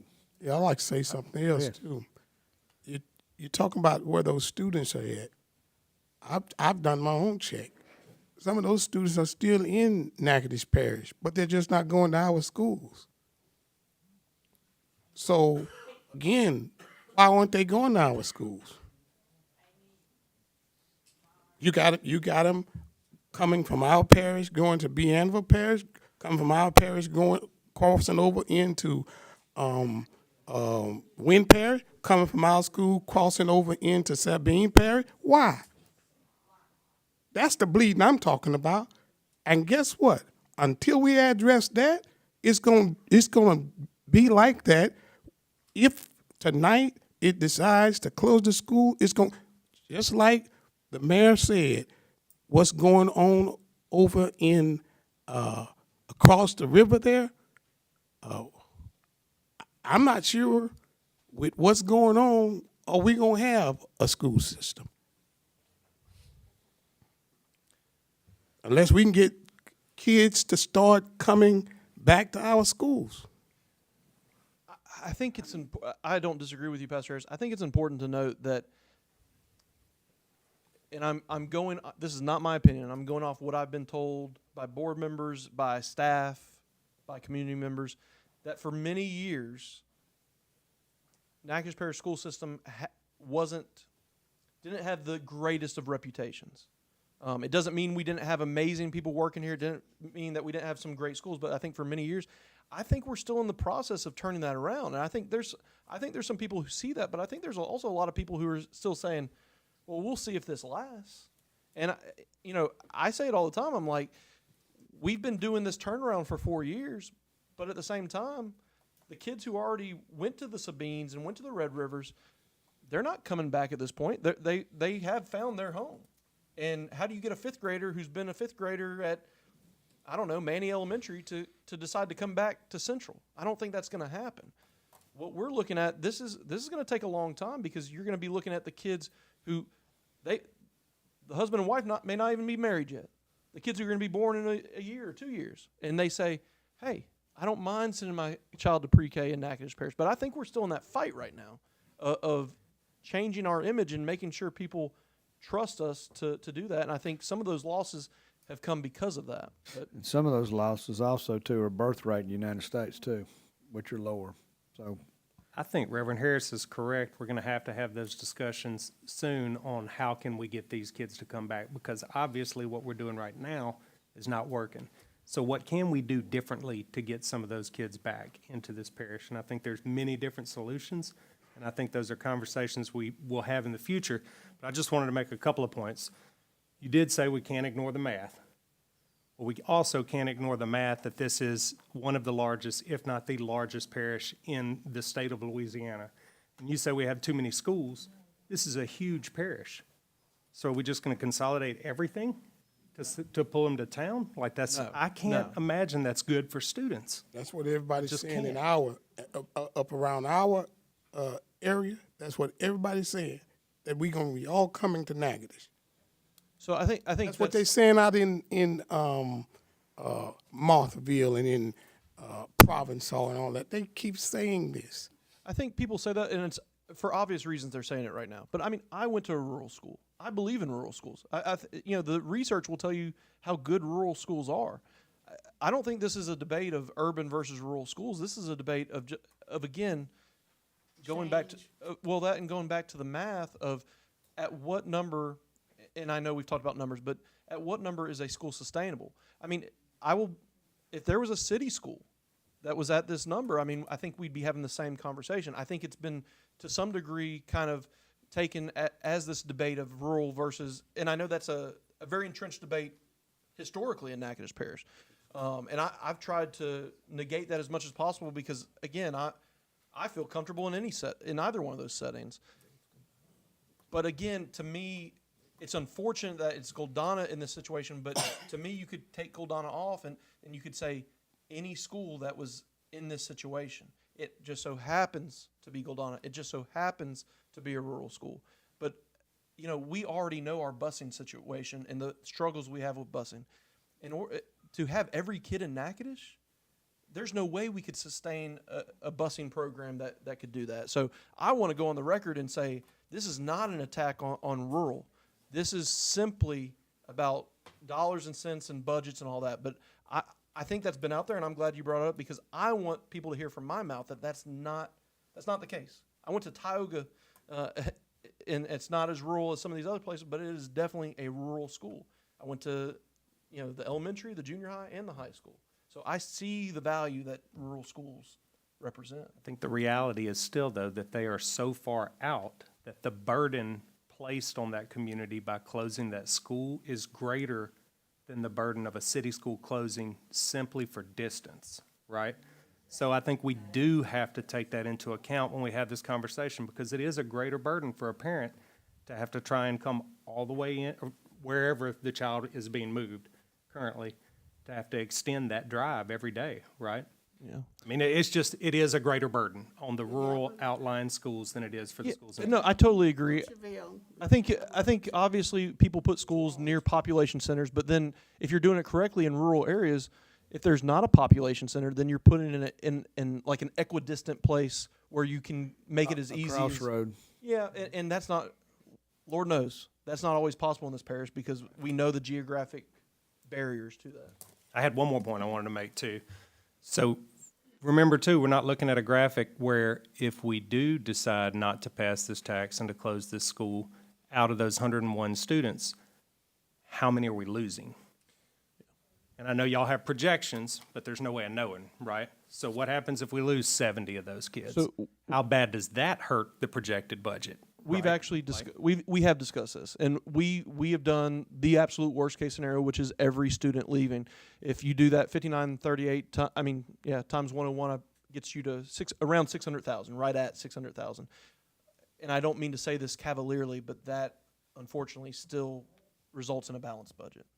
Right, so with the tax, that puts that projected number at 317, right?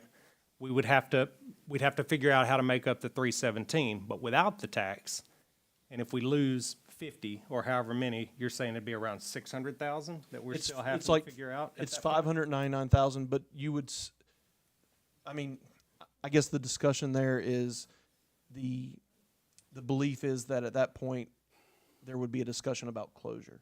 And that's why. So yes, you're correct. Worst case scenario would be you don't pass this tax, every kid leaves Goldana, but the school's still open, and then you'd be in a major bind. I don't think that would make a lot of sense, but I understand the point.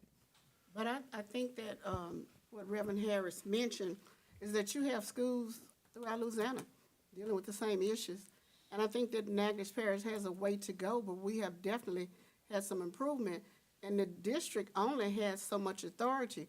We have to act on the laws made by the legislature and the rules and guidelines coming from the federal government. And as we know, with the change in the Louisiana administration now, we're facing some things, some negative things that's gonna affect this school district and the ones all over Louisiana anyway.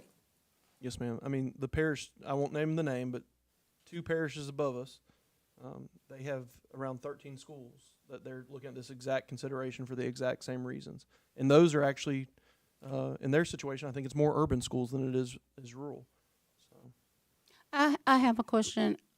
Our pre-K children, does the district get MFP money for them? No, ma'am, that's calculated through our federal, and that basically, the amount of students, if we don't have enough students, we don't have the position. When we have enough students, we create the position. And that's another, even though we're not including pre-K students in this discussion, that is another big deal too, right? Because if you lose the school, you lose the pre-K program, which means if those students are gonna go to pre-K, they would have to send them all the way to Fairview, I'm assuming. And just knowing the situation, parents are probably just gonna opt not to send them to preschool, right? Rather than send them that far away. So we're losing a percentage of kids that otherwise would be starting out ahead, if that makes sense.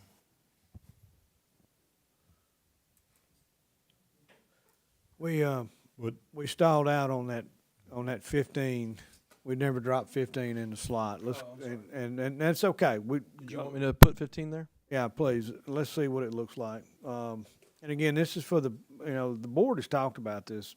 We have been talking about this for quite a while, but the public really doesn't understand what we're faced with this deficit. And yes, some of this is been handed to us in the last year or so.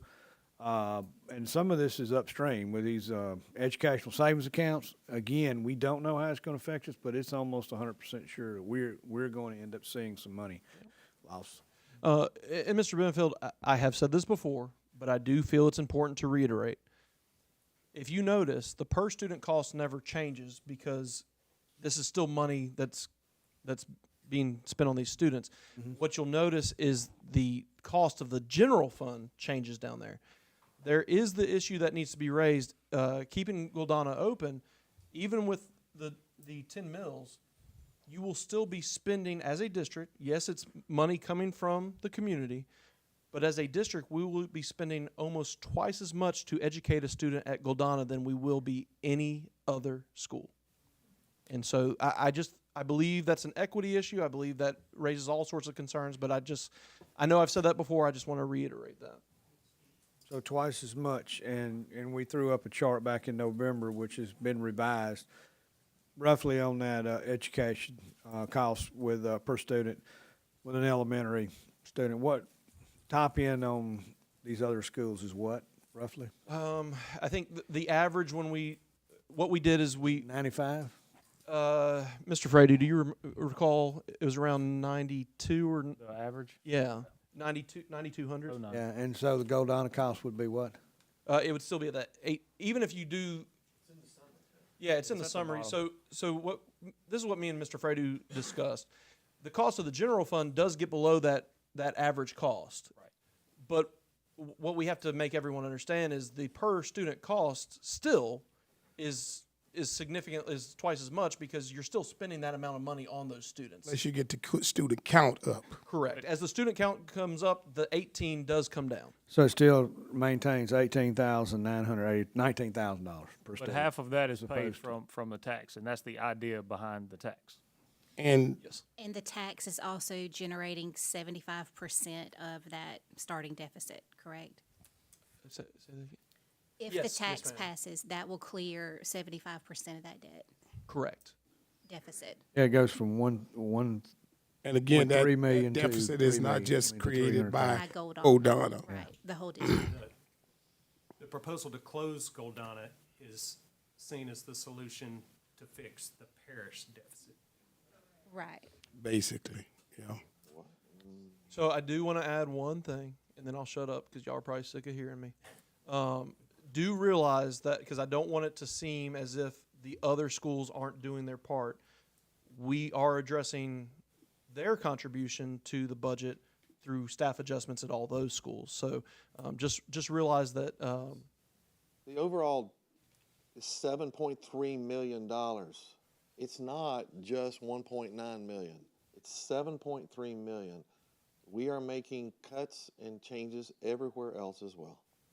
Right now, Goldana has 2% of the population consuming 7% of the resources. 2% of the student population. Consuming 7% of the resources. That's what's happening. That ratio is nowhere else. Is it that high? So what is the ratio? Here's elsewhere? my nervousness with this. What's a realistic understanding of how many students we're going to have next year? Is it going to be 101? No. There's no 6-year look at this. That's probably going to be more like 90. So if you make that number 90, it's going to be. Nobody knows what it's going to be, but if you look at the last 6 years and make a projection, you can see that easily that's going to be 90. Then all of a sudden your student cost is going to start going up.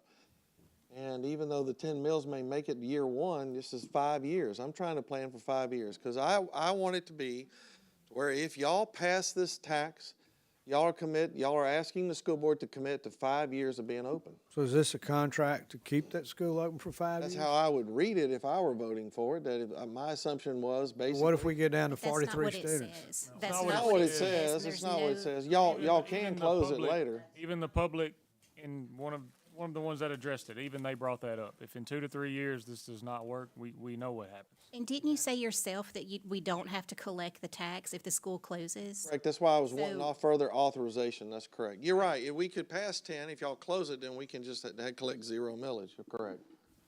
However, I would Lee, say what that you we were- could also approve 15 mills and we can collect last if enrollment doesn't continue to I slide. think what you were mentioning, because I don't want to gloss over that, is optically there would be some people who make the assumption because of the 5 years that it's a 5-year commitment. But y'all are correct. It's in the verbiage.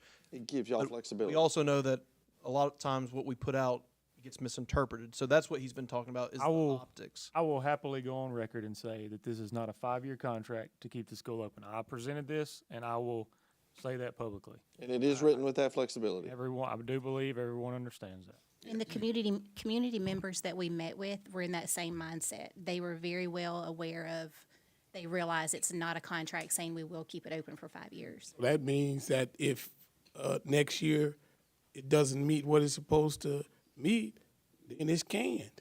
What is that number though? Financially, y'all need to tell me what that number is. Low water mark is exactly right. Ms. Page made reference to it earlier. And I that's what I was asking for earlier, and I can't get there. Can I say that I'm completely and utterly against that? And that may sound counterintuitive, but the reason I'm against it, Mr. Garner, is because when you get to that point, you've already had to go in reserves. It's too late to recoup the money that we've already lost. Well, that's not according to that, how you got it drawn up, though. No, if Not according to how it's 70 drawn kids up. don't show up next year, we will have to go in reserves. And so, yes, at that point you would say, let's close, but at that point we already went into reserves. Have we went into reserves before? Ever? We have. Okay. If you look at the 155 discussion, he just took, you've technically, since it's gone below 150 students, Goldana's been kind of a losing, but it hasn't mattered as much financially because we were hoping to turn it around, and also we had all these indirect costs coming in of all this federal funding. But since whatever the number is, since we really got below 150, it's been a tough slog to justify. But the thing is, we thought all this was going to turn around. Like at Fairview, things have turned around. But I would tell you that lately, I mean, with the 29% loss that we just suffered from May to August, it's been pretty tough. It's hard. 29 student count. So 29 student count. Yes. Oh, it's actually 136 down to 95 with the October 2nd if you're comparing apples to apples. But we're now at 101. We might end a little 98, 95, but 95 was the number that triggered the discussion because in May we were at 134 and now we're at 95. Chad, we had high sales tax collections. We had ESSER money flowing into the parish. We had a lot of different assets that are no longer going to be there. The sales tax is declining.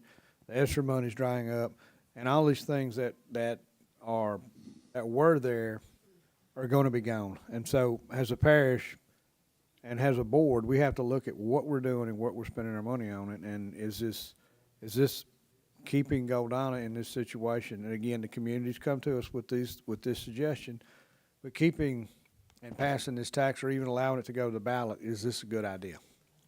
No, you're saying about going in reserve. Yeah, we can go in reserve, but we taking from all other schools to save one school. And we're talking about busing, but don't forget, 95% of the kids is bused to Goldana. They're not bused from Goldana to the other schools. They bused to Goldana. So, over 95%, 95% of the kids are already being bused out there. So if you close it, they'll be bused close to their schools. I just need to make you understand that what we're saying here is let's put out a tax. It doesn't solve our problem. It gets us close. But if it doesn't work, then we'll get rid of it. But don't worry about it. We'll go into reserves. I know that works for the people of Goldana, but how do we explain that to every other taxpayer in the district? How do we explain to the people of Goldana that they're covering all the deficit? They're not. The deficit is everyone's burden to bear. They have offered to try to do this, and that's admirable. But what I'm trying to say is this is a risk, a gamble, and I do not have the words to be able to explain to another taxpayer why we use reserve money to fund this risk.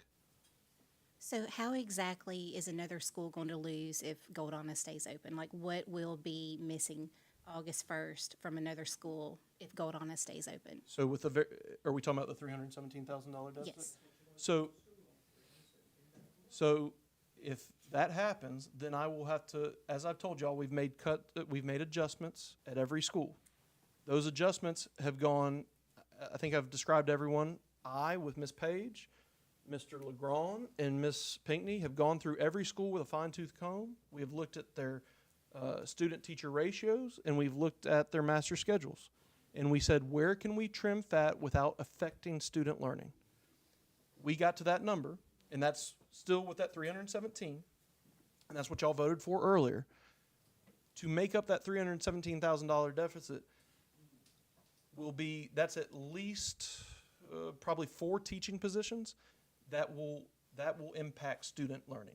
That will put classroom sizes higher than they need to be. That will remove a program from a school, and that's just to get you balanced. That's not, and that, as you know, that's still very tenuous.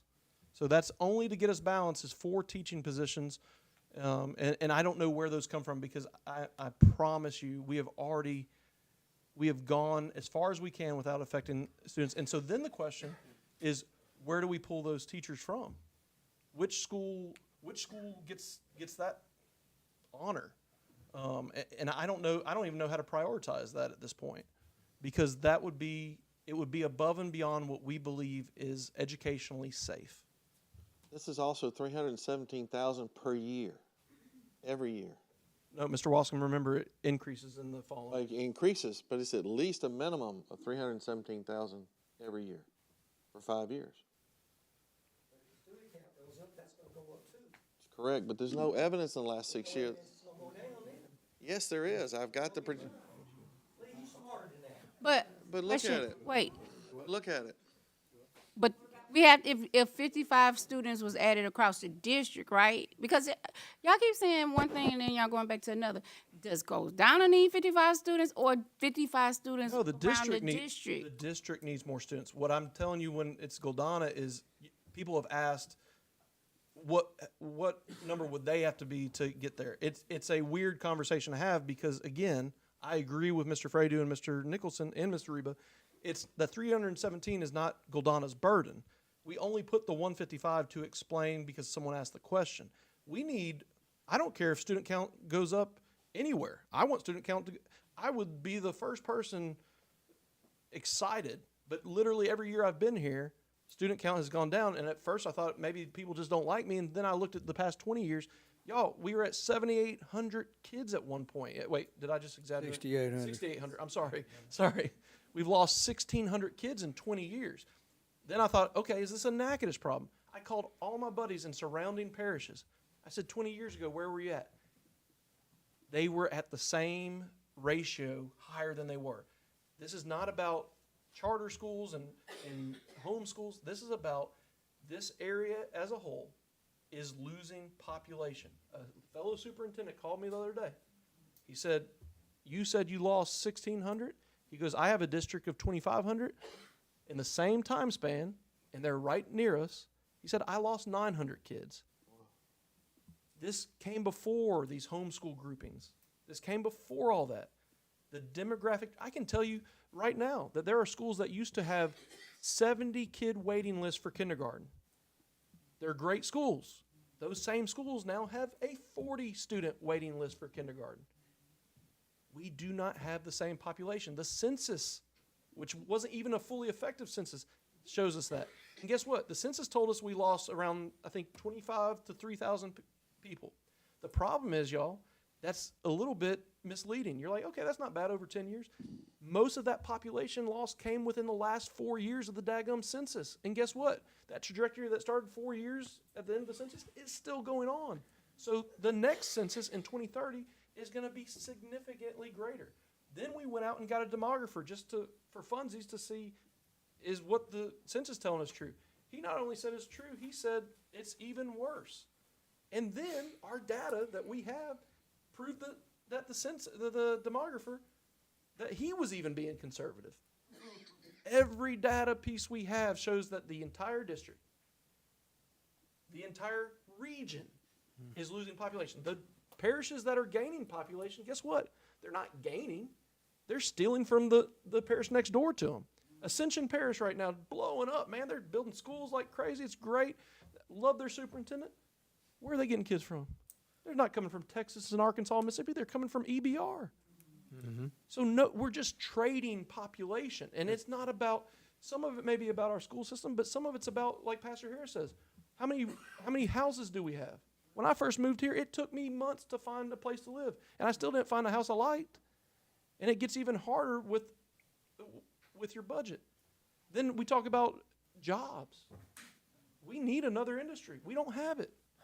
How many people are looking to move and saying, I want to move to Natchitoches Parish right now? There's not a lot. And trust me, I hear the executive director for economic development, and I hear the mayor, and I think people are doing amazing things about economic development, and I'm right there with them. I want this parish to thrive. But right now, based on what's going on, we don't have the population, and the predictions show that it's not going to level off until 27, 28. And that's if those predictions are correct. I don't disagree with what you're saying at all. I think there's truth to that, and that's truth we're going to have to face. And we've said it a million times. I think the question for me is closing Goldana the solution, right? It's not, those things are real. Like, we are declining in population. Louisiana is declining. But is the only solution to close Goldana, or are there other ways? This kind of happened to where our only options were either close Goldana or this, right? where nothing else was talked about as far as what we can do logistically within the parish to make it work. I think passing the tax, given another year, if we're open to that as a board, would give us time to have those discussions about other things that are really outside of the box. And I don't know what those things are. I mean, I have a couple of ideas on things that we could do that would save money. I don't know if they're the right things, just like closing Goldana is an option, right? But I don't know if it's the right option. And it doesn't feel like, because once it's closed, it's closed. Y'all know that. It's done. And so for me, that's why I'm having this conversation. Yeah, but also, You're gonna start closing. Yeah, well, it's gonna affect that whole area over there. it will. Where they're. One of the things too, though, Mr. Nicholson, is not so much just closing Goldana, but you have to look at where it's come from and where it's at now, and the erosion of students, and we're seeing it all the way around. But now we're at a spot where this school is tiny, and educationally it's not really improved in quite a while. So we've got a lot of things that we need to consider. And our history shows an 18 to 20-something student loss every year. And so are we going to be right here next year having this same conversation? And you see what I'm saying? Yeah, I mean, I think that history says that we are. Well, the conversation should be around how we're going to address the budget, not specifically, are we going to close Goldana? So yes, a year from now, we're still gonna be having a conversation around how to fix this budget. There's no doubt, right? I don't The think projected numbers going down, and we're gonna continue to have this discussion, it looks like, for the next foreseeable future. I don't Many think those years. two topics are mutually exclusive. I just don't see them as being mutually exclusive. I mean, the superintendent has said it. We have too many schools for the amount of students that we have. And we're trying to extend services, and we're stretching it too far. I think we've had a lot of good conversation with this. I think everyone has pretty much already decided where they're gonna be. Is there any board member that would like to weigh in on anything else?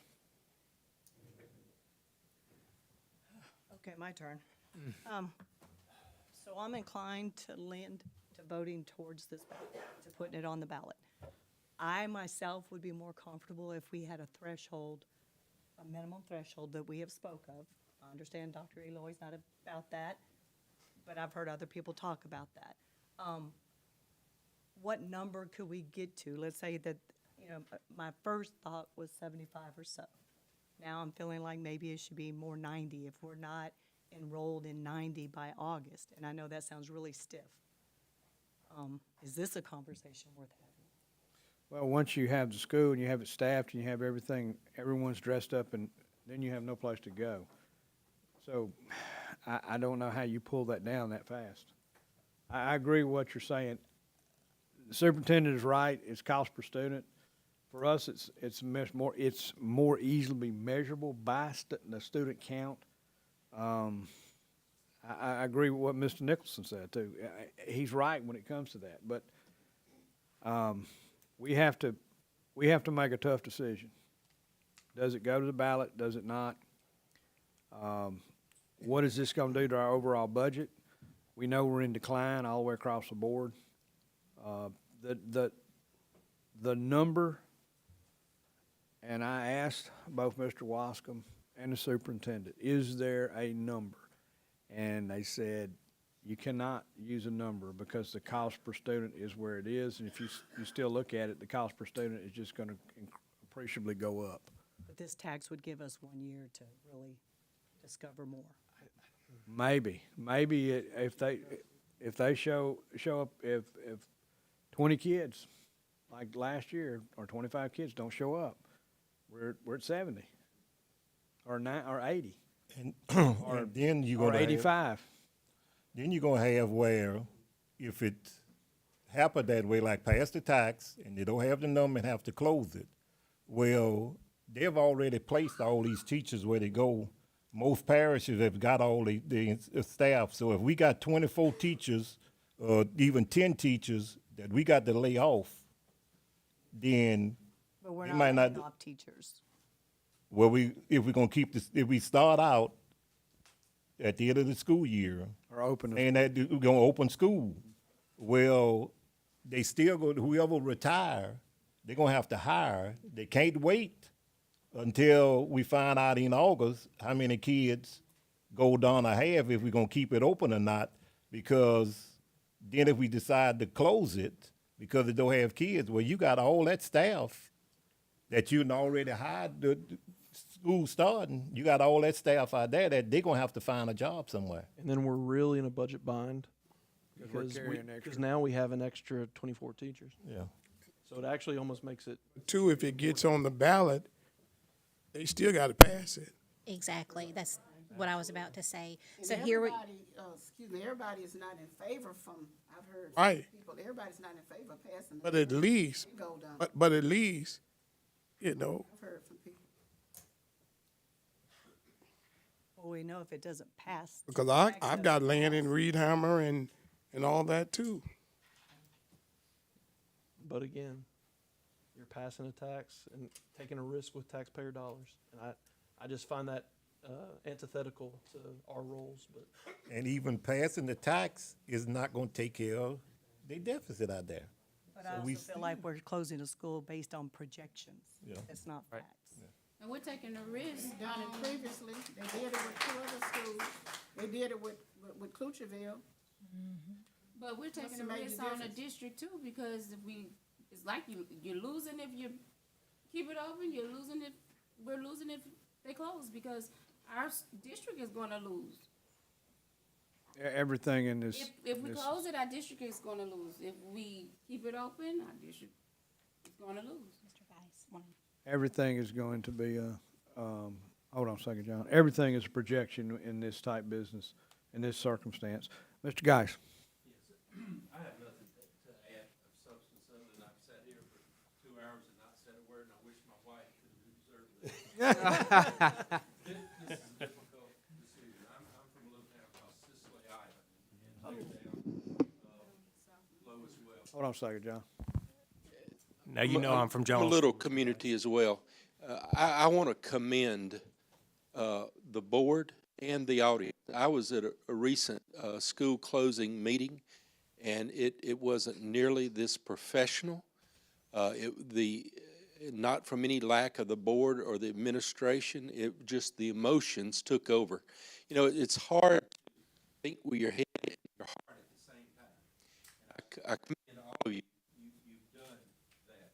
What I seem to start to observe now is that you've discussed all of the rational processes, the numbers, and I just don't want it to turn into, now that we've talked about all the intelligent thing, to a personal tax or things of that sort. So at some point, you're going to have to call the question and vote on this issue. And if any of you need any more information, I don't want to be the person to stand in the way of that. Just in my experience, though, there reaches a point, and it may be 30 minutes from now, or it may be now, that the meeting starts going downhill. And I don't want to see that happen to something which I view to be a good meeting, regardless of the way this comes out. You've had frank discussions. Your superintendent has told you what the issues are. So if your finances tank, you won't be able to look at him, okay? And if the numbers improve at that school, then you'll be able to say, I told you so. So in closing, let me just say this. I'm impressed with what I've seen. I think your president has done a good job in leading you through the process as well. And I just want to make those observations. The law is clear here. This is a board decision. And I'll tell you this, and I'll shut up. Election districts are only to get you elected, okay? Once you take your seat on the board, you represent every student. And I know you're going to cast your vote with that in mind. You're going to do what you feel is best for all students. And I commend you again. Thank you so much. Thank you, Mr. Thank you, Thank you. Mr. Geis. Board members, we have any more comments? Otherwise, I'm going to ask Ms. Revels to do a roll call vote on this item, 6A. Ms. Reynolds, can you give us a roll call vote? And if a vote yes means it goes on the ballot, a vote no means it does not go on the ballot. Mr. Danzy? No. Mr. Matuire? No. Mr. Benefield? No. Mr. Harris? Yes. Mrs. McGaskey? No. Ms. Palmer? Yes. Ms. Phelps? Yes. Ms. Harvey? No. Mr. Fredo? Yes. Mr. Nicholson? Yes. And Ms. Page? Yes. Motion passed. Okay, motion passes. So this will go on the ballot, as Mr. Wascom has outlined for us. Board members and members of the community, and I appreciate all what you've done here, especially the Goldana community that has been persevered and been here at all the meetings. Been a lot of information exchanged. Again, like Mr. Guy said, thank y'all for your behavior, and board, thank you for the same, although I expect that from all of you. Anything else that we need to discuss, board members? Since 6B is a non-issue. Mr. Danzy, is your report completed? The report is completed, sir. Mr. Matuire, do you have a message for us? We adjourn. You got a second anywhere? Second. Second for Mr. Danzy. All in favor say aye. Aye. Any opposed, say nay. Thank you, board members.